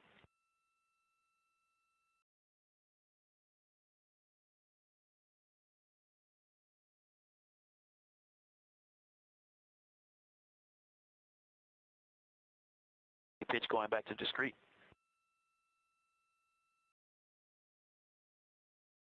0.7 degrees low. Pitch up and hold. All right, pitch up. Stopping it. Again, very responsive, also in discrete. Pitch down and hold. Back to initial vertical position. Stop. Captured. Very nice. Ready for yaw to pulse.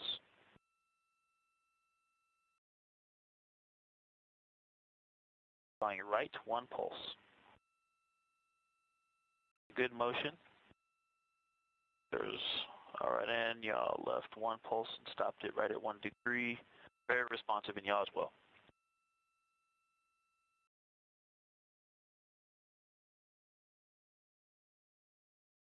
Left 1 pulse, good motion, no cross coupling, and 1 degree.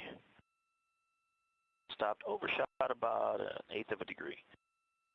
Back to original position.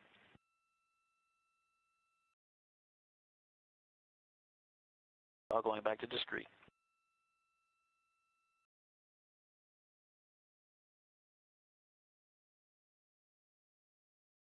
Yawing right and hold. 1 degree. Good motion, no cross coupling, half a degree. There's 1 degree stopped and overshot about 1/8 of a degree, but nice capture.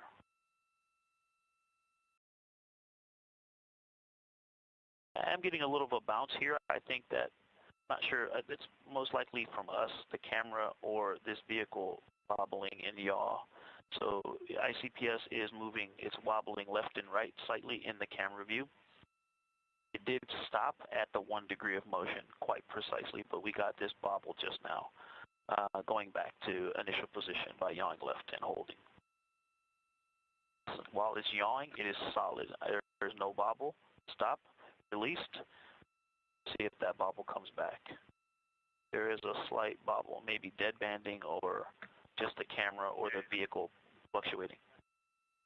Are you guys seeing that, Houston? Are you seeing the bobble in the docking cam video?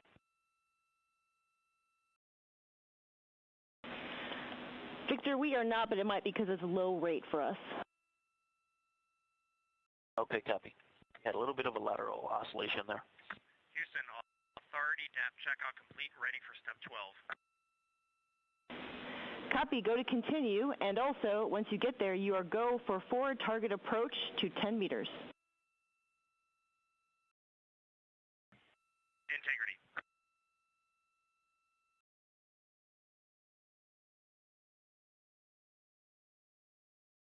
Copy.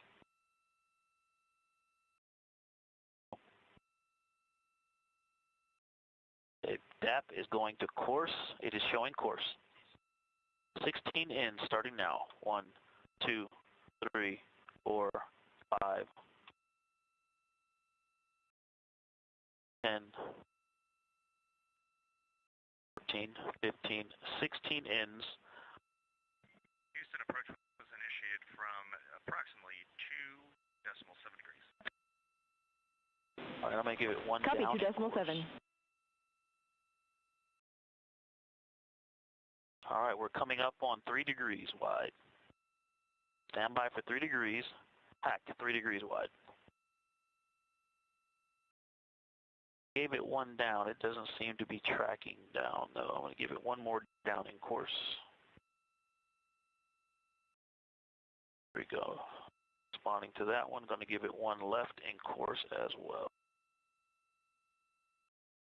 Good corrections. Good, are you okay? This view live inside Orion. Videos, do you, or field of view, do you need any lighting adjustments in the cabin?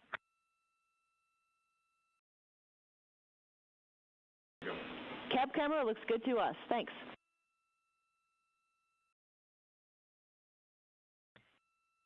Integrity. hack will be at 0.5 degrees wide. Stand by. Hack 3.5 degrees wide at 1823. The crew received the go to move in towards 10 meters away from the interim cryogenic propulsion stage. Yeah, sure.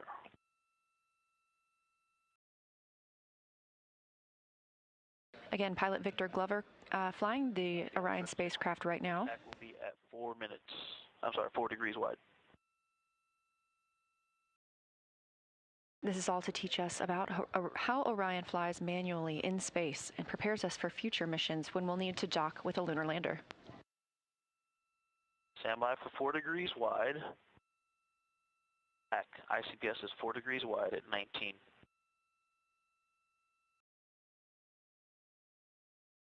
Course, and here comes 10 outs. 2,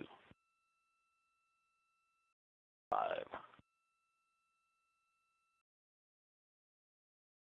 10 outs. ICPS is still stable. That little wobble, lateral, a little yaw induced. Again, can't tell if that's the camera or the vehicle, but overall it's pretty stable. Very, very minor oscillation. Houston, 75-meter braking is complete. Going into dock cam exposure check. Copy. Copy. You got it. One pick that fine. You're fine, and one right. Okay, stand by for 4.5 hack, 1950.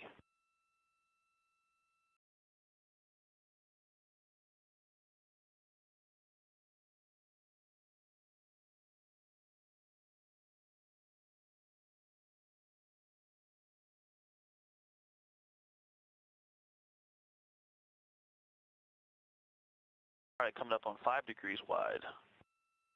And back, 5 degrees wide, 2020.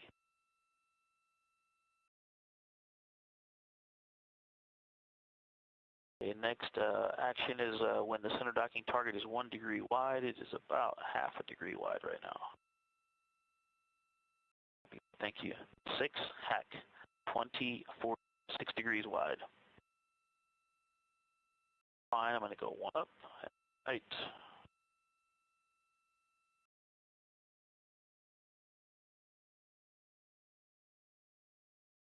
Copy, going course and 1 out. Your course, 1 out. Back to fine. 1 up. Stand by for 6.5 degrees wide. Excuse me. I may have skipped on you. 5.5. Hack. That's 5.5 degrees wide. That may have been the reason we thought I skipped 1 on you. I skipped 5. 1 up, 1 right.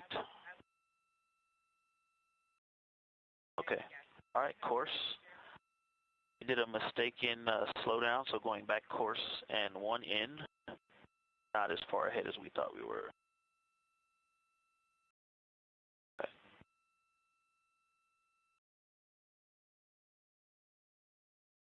All right, coming up on 6.5. Hack. 6.5 degrees wide. Fine.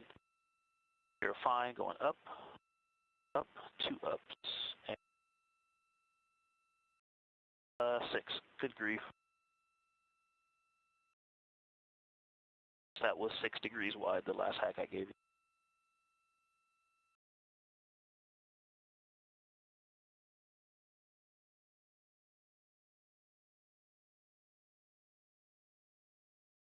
I think I skipped through 6.5. I'll give you 7.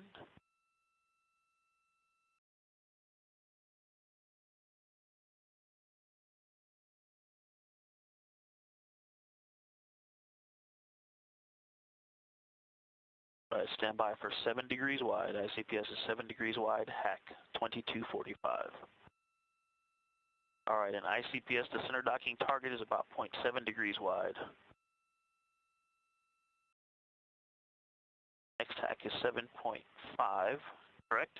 All right, 7.5, hack.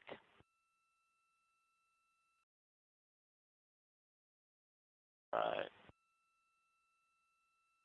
At about 0.75 degrees wide on the center docking target. left and fine. 8 degrees, hack, 2322.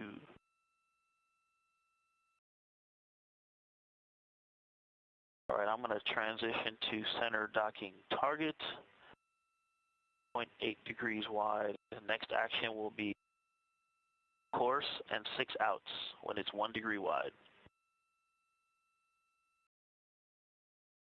There's something floating to the right of ICPS. Did you see that float off the screen on camera view? 0.8 degrees wide. Quite large.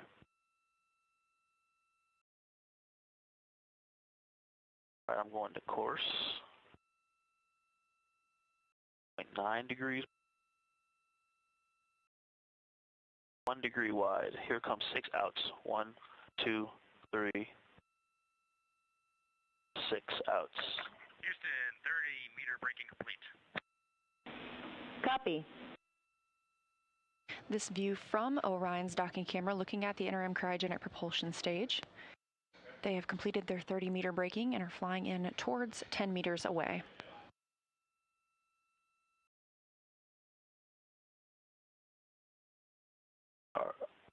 Copy, looking for 2.5 plus or minus a quarter of a degree.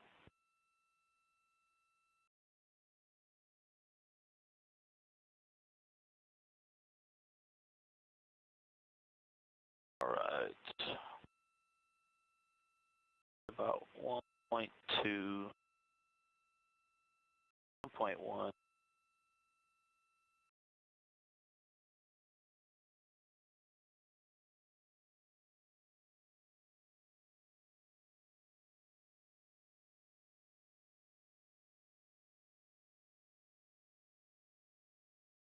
This view from the docking camera is a zoomed-in view at this time. Again, we are coming in, we were at 30 meters, moving in toward 10 meters away from the interim cryogenic propulsion stage. And again, we are seeing a docking target, but this is practice. 5 degrees wide hack. We are not docking to anything today. This is a test of how Orion flies when completed manually by the pilot.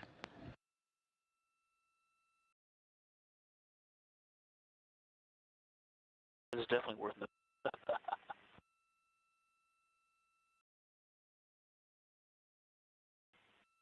All right, next hack will be at 1.5 degrees wide on the center docking target. Nice and smooth. It is actually holding quite close to the center, so I haven't had to make many corrections. Nice and stable so far. We are at manual exposure 1, which is interesting. I don't know what the sun angle is right now, but that seems to be the best view. Yeah, and you see the shadow of the center cross? It's a little low. Right there. Maybe these seat belts weren't a good idea because now I can't see it. All right, next one will be 1.5. Stand by.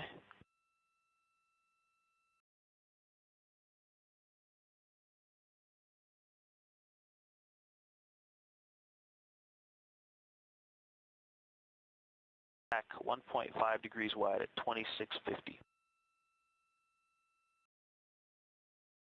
And then at 2.5 plus or minus a quarter of a degree, it'll be, of course, 4 outs.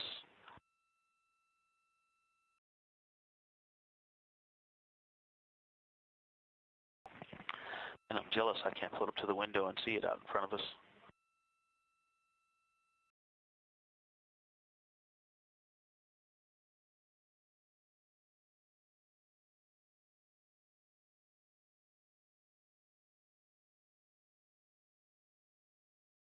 Went up on 1.75 degrees wide. This view inside Orion as the crew is using their iPhones to take pictures out of the window of the 1.75 degrees wide at 2740.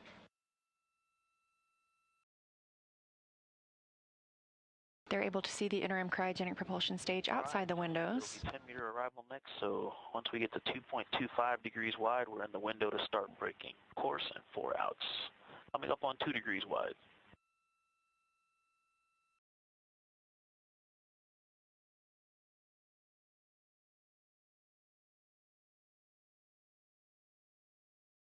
Two degrees wide.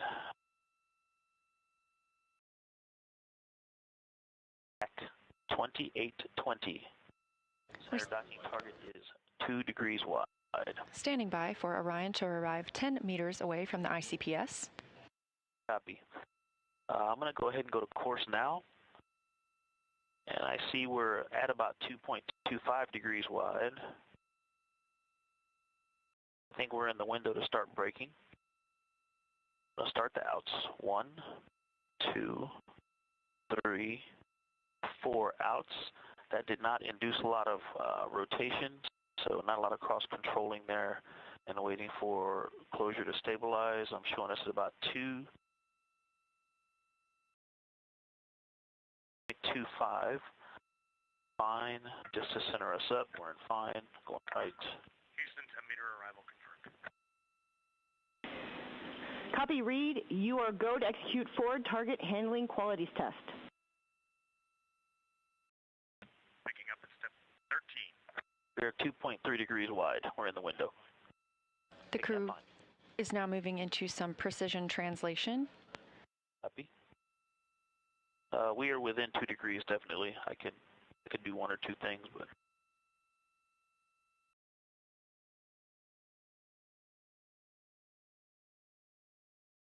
the fly out. Okay, yep, I'm going to center it up, so I'm going to go down and translate down. Just a little bit. I mean, we're talking about a fraction of a degree.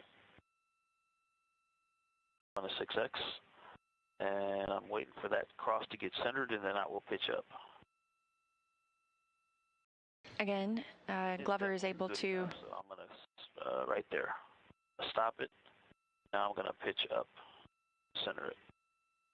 Glover is using the docking camera on Orion, looking at the ICPS that you see in the left of your screen. That was very easy to do, and I show us as a flyout complete. Copy. Houston, angular alignment complete, ready to begin fine handling qualities test. Copy. Copy.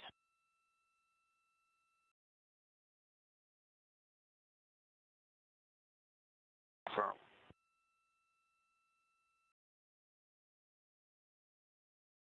And fine. 3X zoom coming.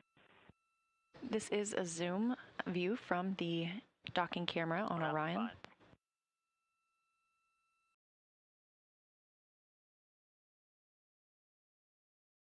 We are about 10 meters away from the interim cryogenic propulsion stage. Y-axis ready. Start in the center, and we're out and fine. Okay. Be a little opening. Back to center laterally. Okay. Yep, 2.75. Yeah, I see opening. Okay. So we're centered. 1, 2, 3, left pulses. Good motion. All right, there's a half a degree, good motion, a little bit of down or up in on ICPS. And there comes 1, 2, 3 to null. About a 1/10 of a degree overshoot. We're looking pretty stable right now. We did have some upward motion on ICPS. I'm going to correct that out as well.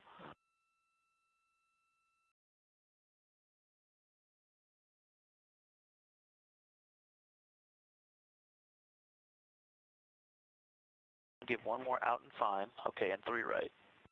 Here comes 3 right. 1, 2, 3 right. Bringing it back to center. Good motion. Picking up a little bit of upward motion, 2.7 stable on the range, copy. And going to capture it with left, 1, 2, 3, near center. Do you feel that? Okay, a little rumble, felt something here just a second ago. And 2.6 on the range. All right, and we're going to go 3 pulses up. I'll start measuring from the center. 1, 2, 3, up.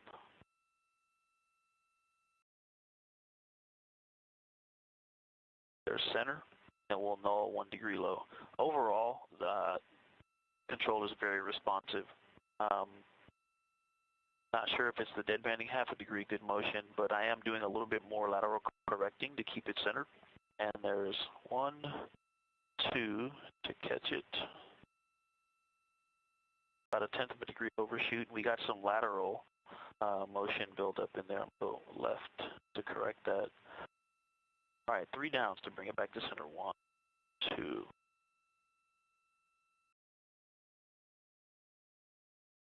Range is good. We had to do some opening half a degree. Good motion.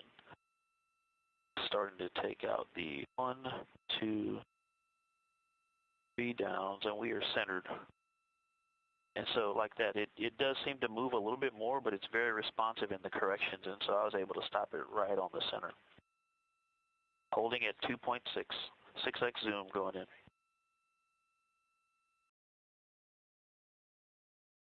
Ready? All right, half inner circle for 60 seconds. Good range.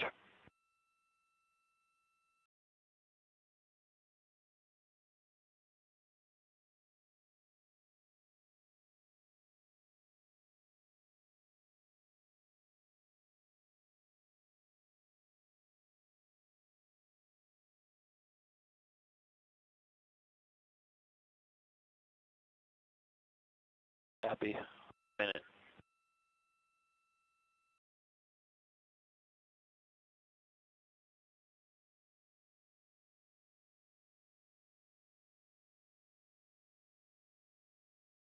Copy. 15 seconds until center on center.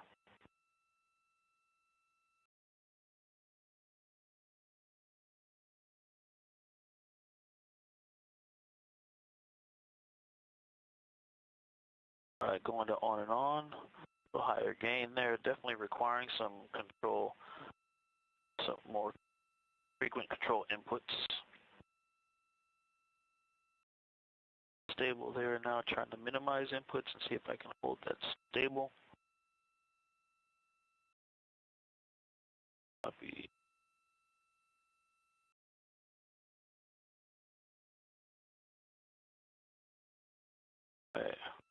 Okay, time's good. Houston, translation test complete. Would you like us to go to step 16 or 18? Perform step 16.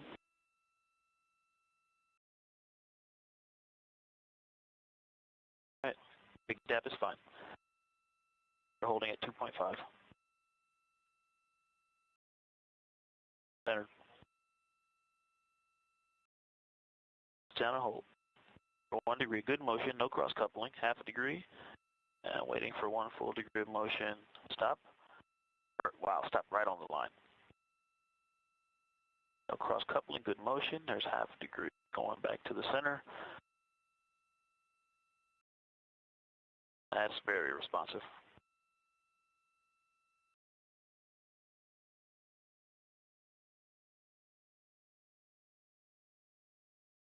Yawing left.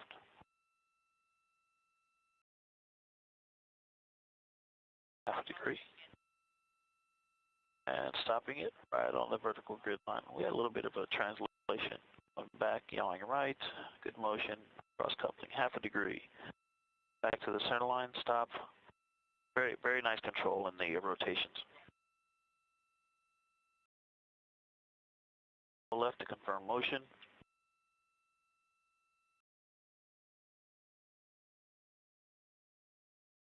Good motion. And copy that, Dana. Thank you.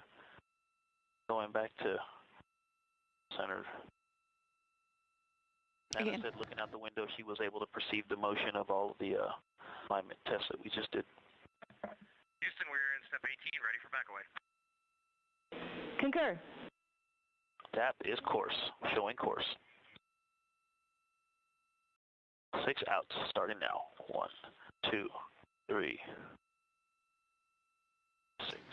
You're hearing the voice of pilot Victor Glover. He is backing away from the interim cryogenic propulsion stage, having completed this portion of the proximity operations demonstration. Once the interim cryogenic propulsion stage completes its thermal turn, they will begin using the target on this side of the ICPS. 5 or 6.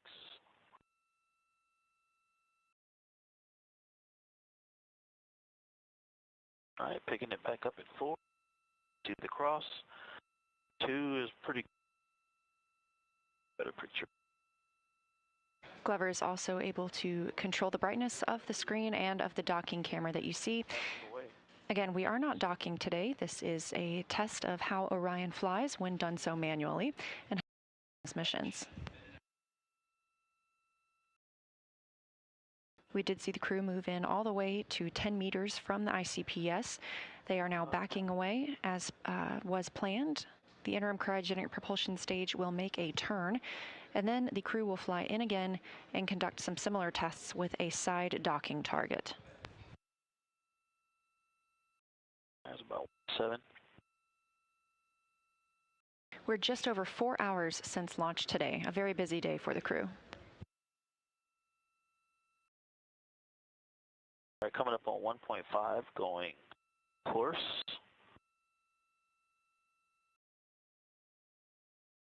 1, 2, 3, 4, 5, 6 in. It's 1.5. Back away complete. Copy. Confirmation the crew has completed backing away from the ICPS. We're holding right at 1.5. Expecting that thermal turn to happen in about 1 minute and 20 seconds. All right, I'm zoom 1x to watch the thermal turn. Glover is also able to choose the zoom on the docking target.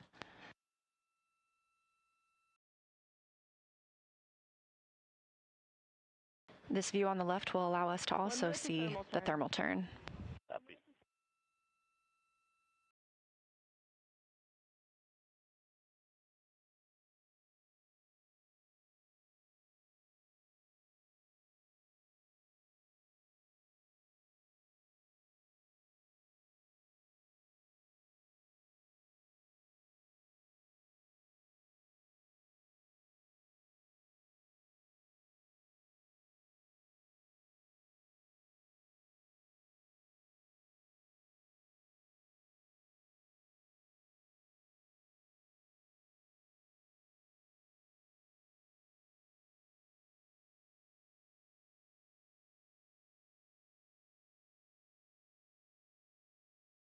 All right, I'm going to be course.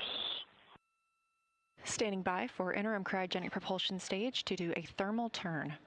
8 pulses down. All right, I see motion. I see pitch on ICPS. ICPS thermal turn, start. All right, here comes down. On the display and out the window. Course, 1, 2, 3. 8 down pulses. Great view of the ICPS that powered Orion during the Perigee raise maneuver and Apogee raise burn. 4, 5, 8. I can see the side docking target. That is a good looking American flag.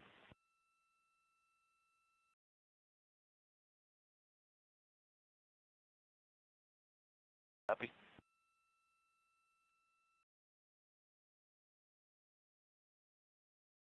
Again, this view coming from the docking camera on Orion, looking at the interim cryogenic propulsion stage. You can see that docking target down near the bottom of your screen.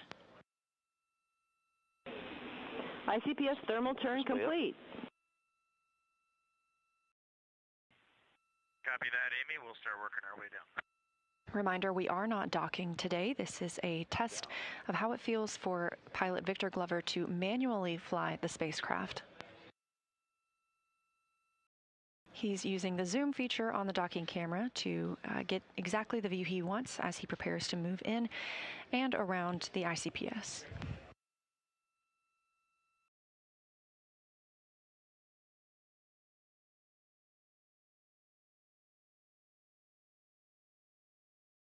Yeah, docking target is about 1.75 degrees. And Houston, we're holding at step 20, waiting for your go.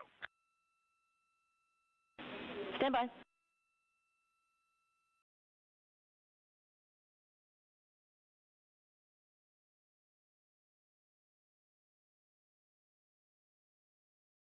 We're almost to 2 degrees wide. And I just don't want to lose this in the data, Amy. The separation was way back when we separated from ICPS. It was very aggressive. Integrity, you are go for approach to side target to 15 meters and to execute handling quality tests.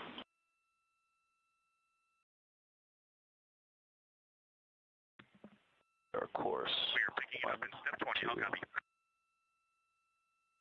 We copy.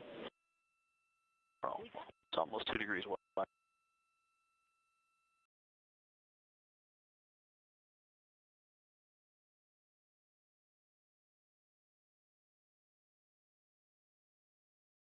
Our course, almost to 2 degrees wide, and here comes 4 outs. 1, 2, 4.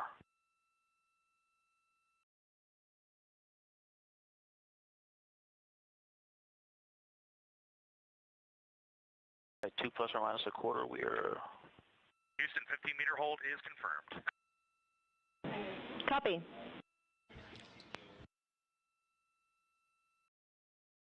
Orion is now 15 meters away from the interim cryogenic propulsion stage. A couple outs. They will not move in any closer. They're going to continue piloting the spacecraft. 3 left coming in now. 1, 2, 3. Good motion.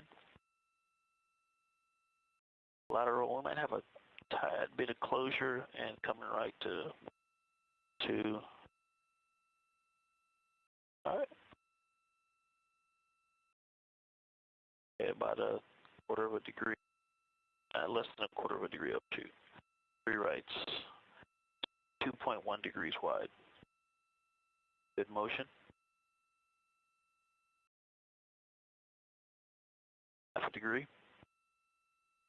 All right, here come the lefts to stop it. 1, 2, 3.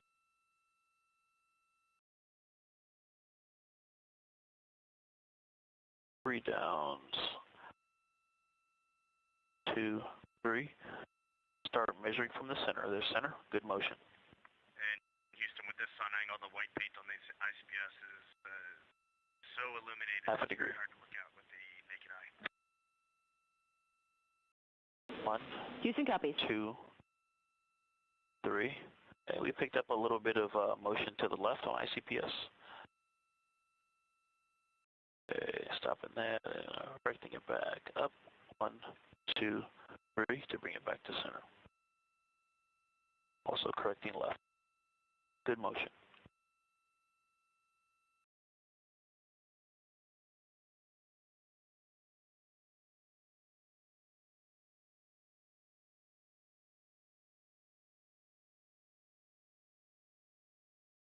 "46 minutes since the start of the proximity operations demonstration. 1, 2. All right. 2.1 degrees wide. The degrees you hear pilot Victor Glover reporting are the amount of space that the docking target is taking up in his view that you're seeing here on the docking camera.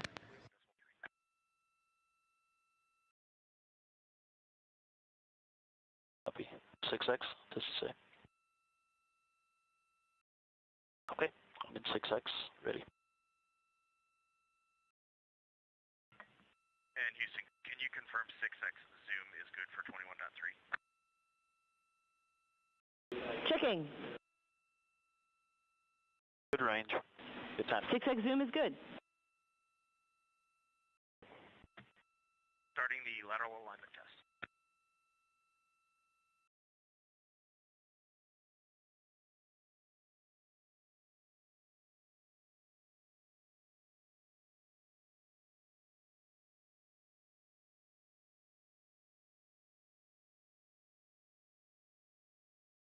All right, good range. Just inside 2, just inside 15 meters.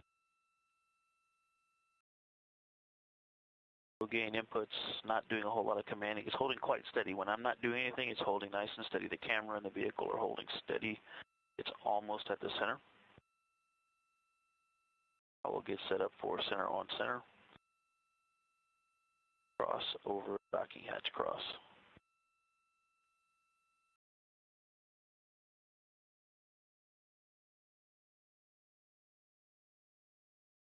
All right, we're starting precision. A higher gain, higher frequency of inputs. It's very responsive. I just have to make inputs because it does seem to pick up lateral motion. Commanding. I'm able to hold the magenta cross within the width of the black cross on the side without, I was talking, it went out, but overall able to keep it centered, less moderate or less effort. Okay, complete. Houston, translation and test complete. Very precise control. Copy, and you are go for the multi-axis test, and Reed, you are coming in much lower volume than Victor. Okay, I will speak up in the cabin mic. That's better, thanks. Again, pilot Victor Glover on the left side of your screen is manually piloting the spacecraft, executing the 6 degrees of freedom, translating forward, backward, left, right, up, and down, and rotating the pitch, yaw, and roll of Orion in relation to the interim cryogenic propulsion stage.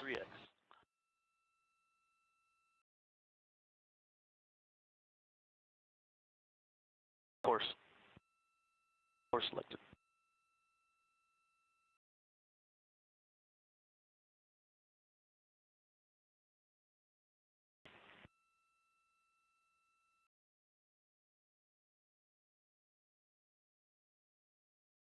Left RHC, right on THC. Ready?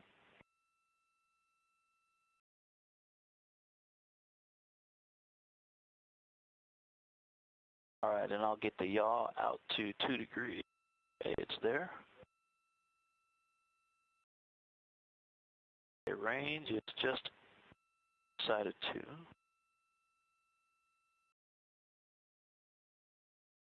Integrity Houston, no action on the caution warning messages. Give it some ends. We copy that, Amy. All right, lateral motion is nulled. 355 for 355. All right, nice and stable, focusing on range. Out, got a little opening, some ends to correct. Got some dynamics there at the beginning, going yaw, then translation, yaw, and translation, but caught up, was able to correct it out without many problems, moderate or less workload. Now it's very stable, just focusing on range. 50 for 345, and at 345 we go left.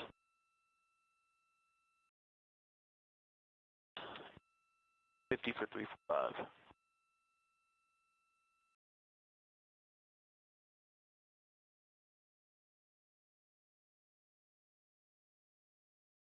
Nice and stable. Range is good. 48 for 345, nice and stable, so we're in a good position to go course.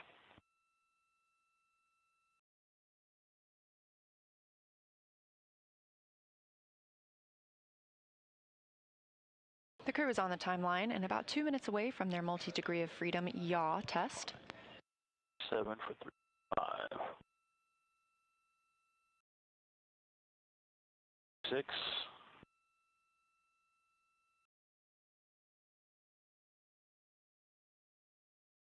Yeah, that rate has gone down quite a bit. 5, there's picked up course. Yeah, the yaw rate had dropped off a bit. I put it back in. At 3-4, go discrete.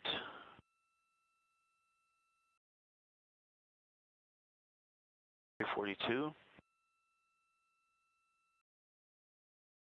right, coming up on 3.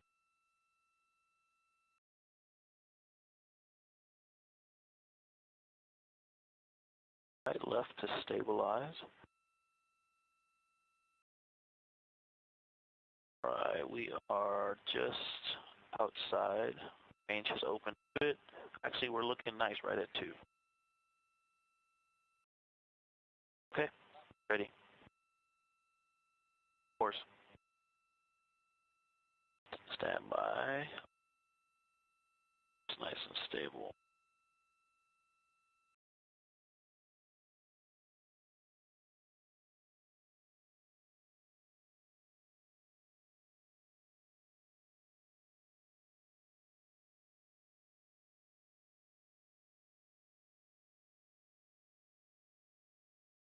Take it out of course and just go fine to try to know a little bit. Oscillating around centered. Okay, I'm ready. Pick that.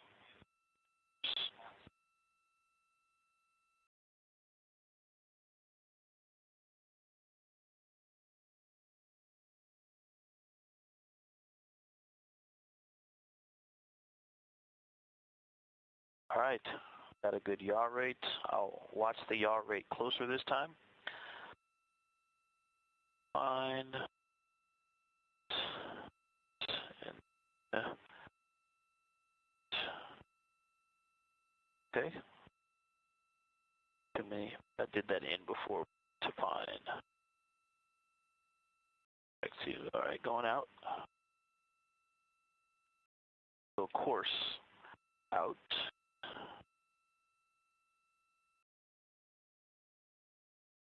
All right, there we go. I see opening. Everybody concur? All right, thank you. I'm going to go back to fine. All right, that yaw rate is slightly dropping off. I'm 348. One more out. 355 going to 350 for 35.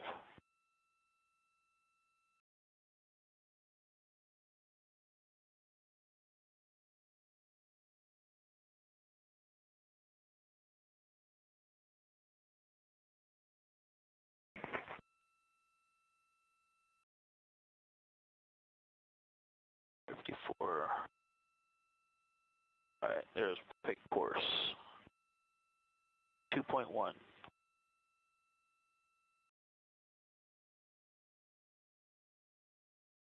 Again, a little dynamic at the beginning, but to stabilize all the motion and correct it. Going up on 0.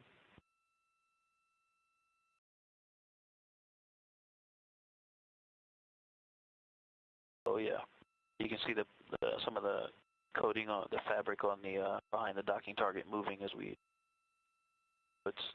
All right. We're stabilized. About 1.75. Houston, yaw multi-axis test complete. Copy.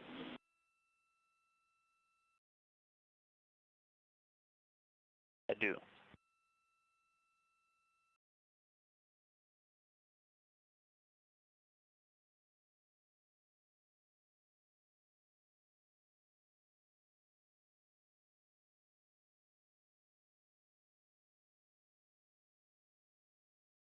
Okay, I think we've stopped the opening.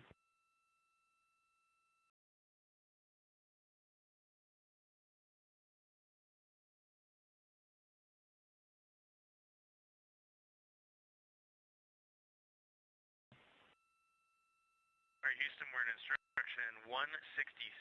TTIG is not yet quite within 29. Waiting your instructions.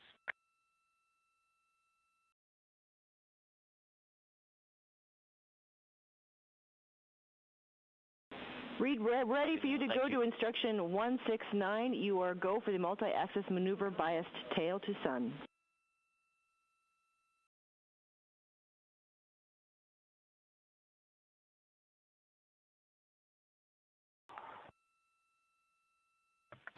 Coming up on 1 hour since separation from the interim cryogenic propulsion stage, again almost an hour ago, and now 4 hours and 20 minutes since liftoff. We are getting closer to the tail end of the ProxOps demonstration.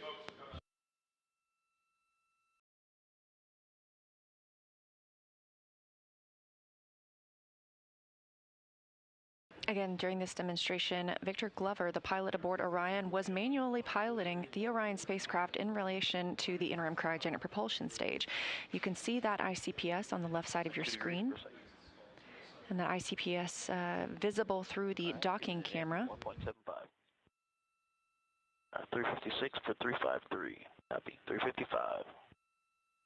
Of course, we're not docking to anything on the Artemis II mission, but this test helps us understand how Orion flies manually and helps us prepare for future missions when we'll need to dock to a lunar lander.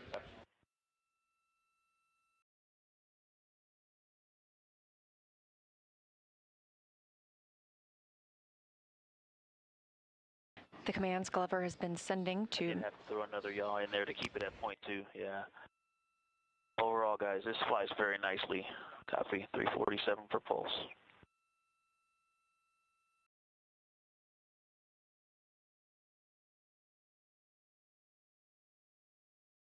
What Glover is using to command the spacecraft, the translational and rotational hand controllers. Very precise. 3x set. Set 358. Pitch down, going in.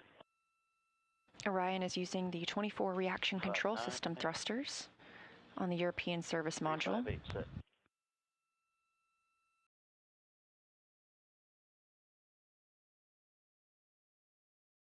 All right, going back to center. So course, then getting the docking count, target back to center. Focus on being stable. Yeah, the thruster firings are a lot less aggressive than I thought it would sound or feel, like driving on a gravelly road.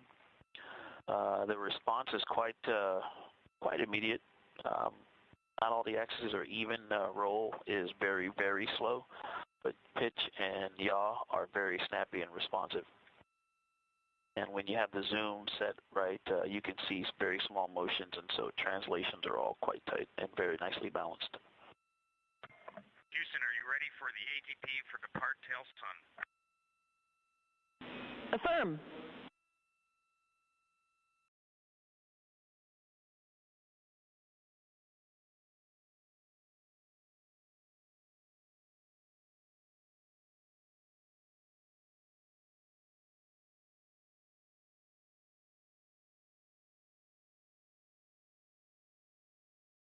Auto inertial. Just going for stable, and we're stable. Step 25.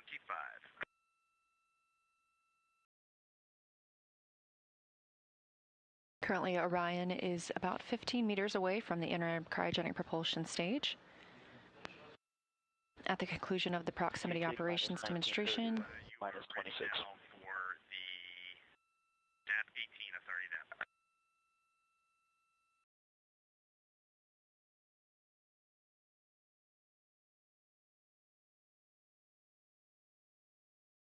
And Reed, please repeat. Holding on instruction 185, just want to make sure you are ready for DAP 18 and go for departure. Go for DAP 18 and go for departure. Copy, Houston, that's in word. Capcom Amy Dill calling to the crew. They are go for departure from the interim cryogenic propulsion stage. 3 outs. Houston, Integrity departure initiated. Copy.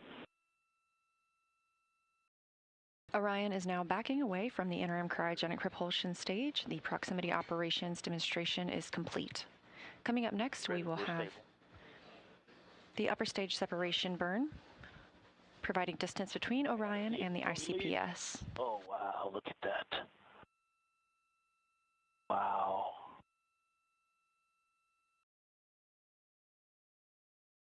Copy, going off Fox. Great flying with you, Houston. Nice vehicle. Great job, Victor, and to the entire crew, and we enjoyed your excitement at seeing ICPS out the window.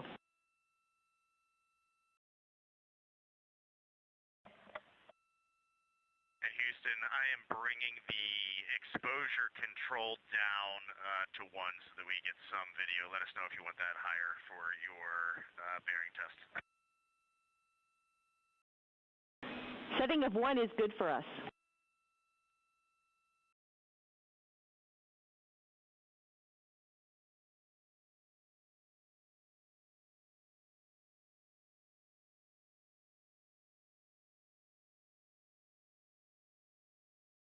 This is a live view from the Vehicle Ascent and Launch Operations Room. This is Valor, the ULA launch team support room. They are responsible for observing any program issues that may require their experience to correctly detect and assess. They've been monitoring the health of the ICPS prior to launch. Houston, no action on the cautions. They've been monitoring ICPS since before launch, through launch, and obviously during the proximity operations until the ICPS end of mission.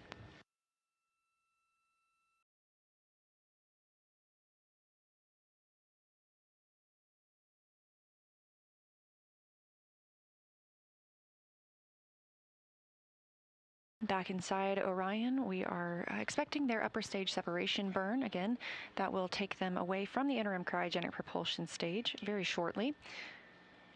The interim cryogenic propulsion stage will then conduct its own disposal burn and will burn up upon re-entry over Earth's atmosphere over the Pacific Ocean.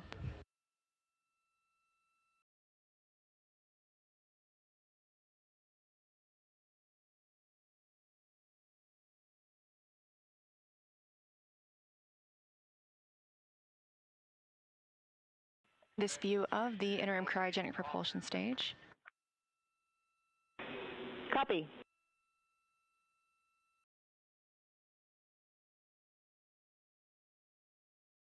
Four hours, 27 minutes since Orion launched. ICPS is stable in the DocCam field of view.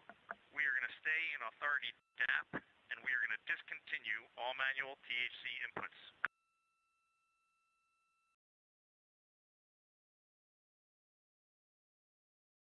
Copy, Reed. Please take DocCam exposure to 0, wait 20 seconds, and then take back to 1.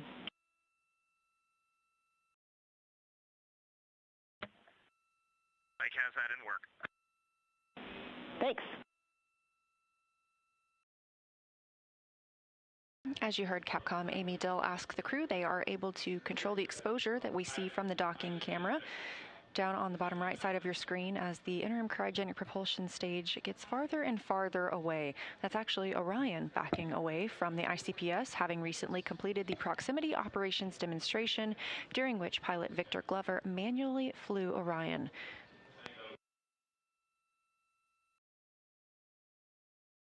On the left side of your screen, you can see Glover in the left.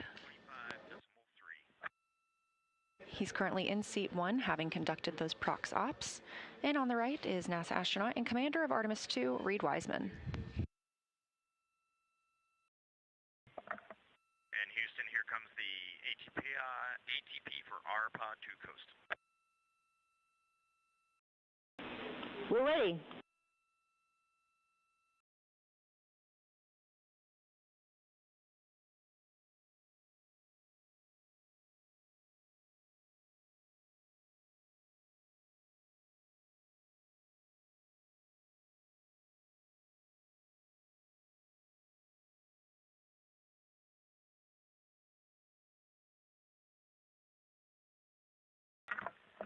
Houston, we are going to 12.2.2515 USS-2 burn execution.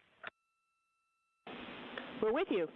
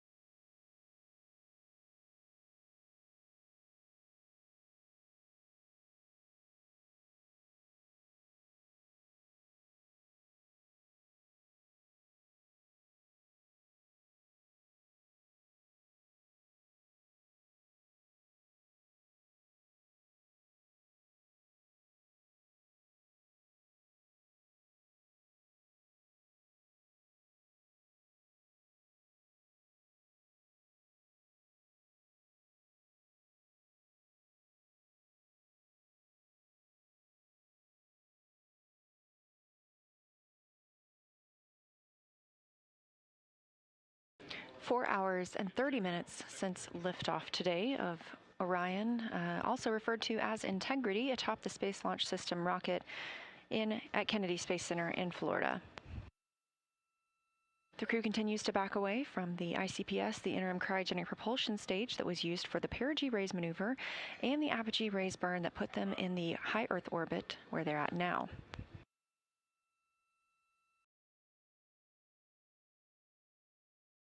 Coming up shortly is the upper stage separation burn.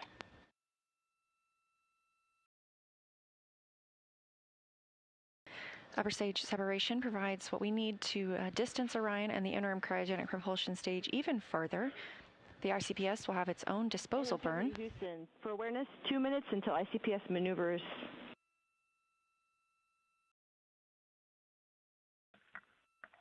Integrity copies.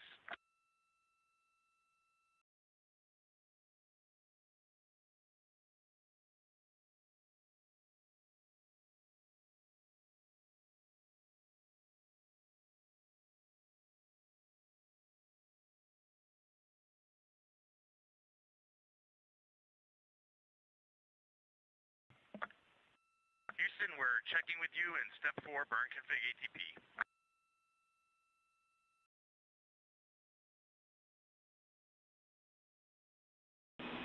Go to continue, ready for ATP.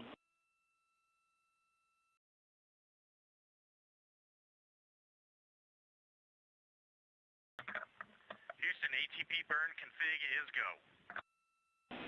Copy.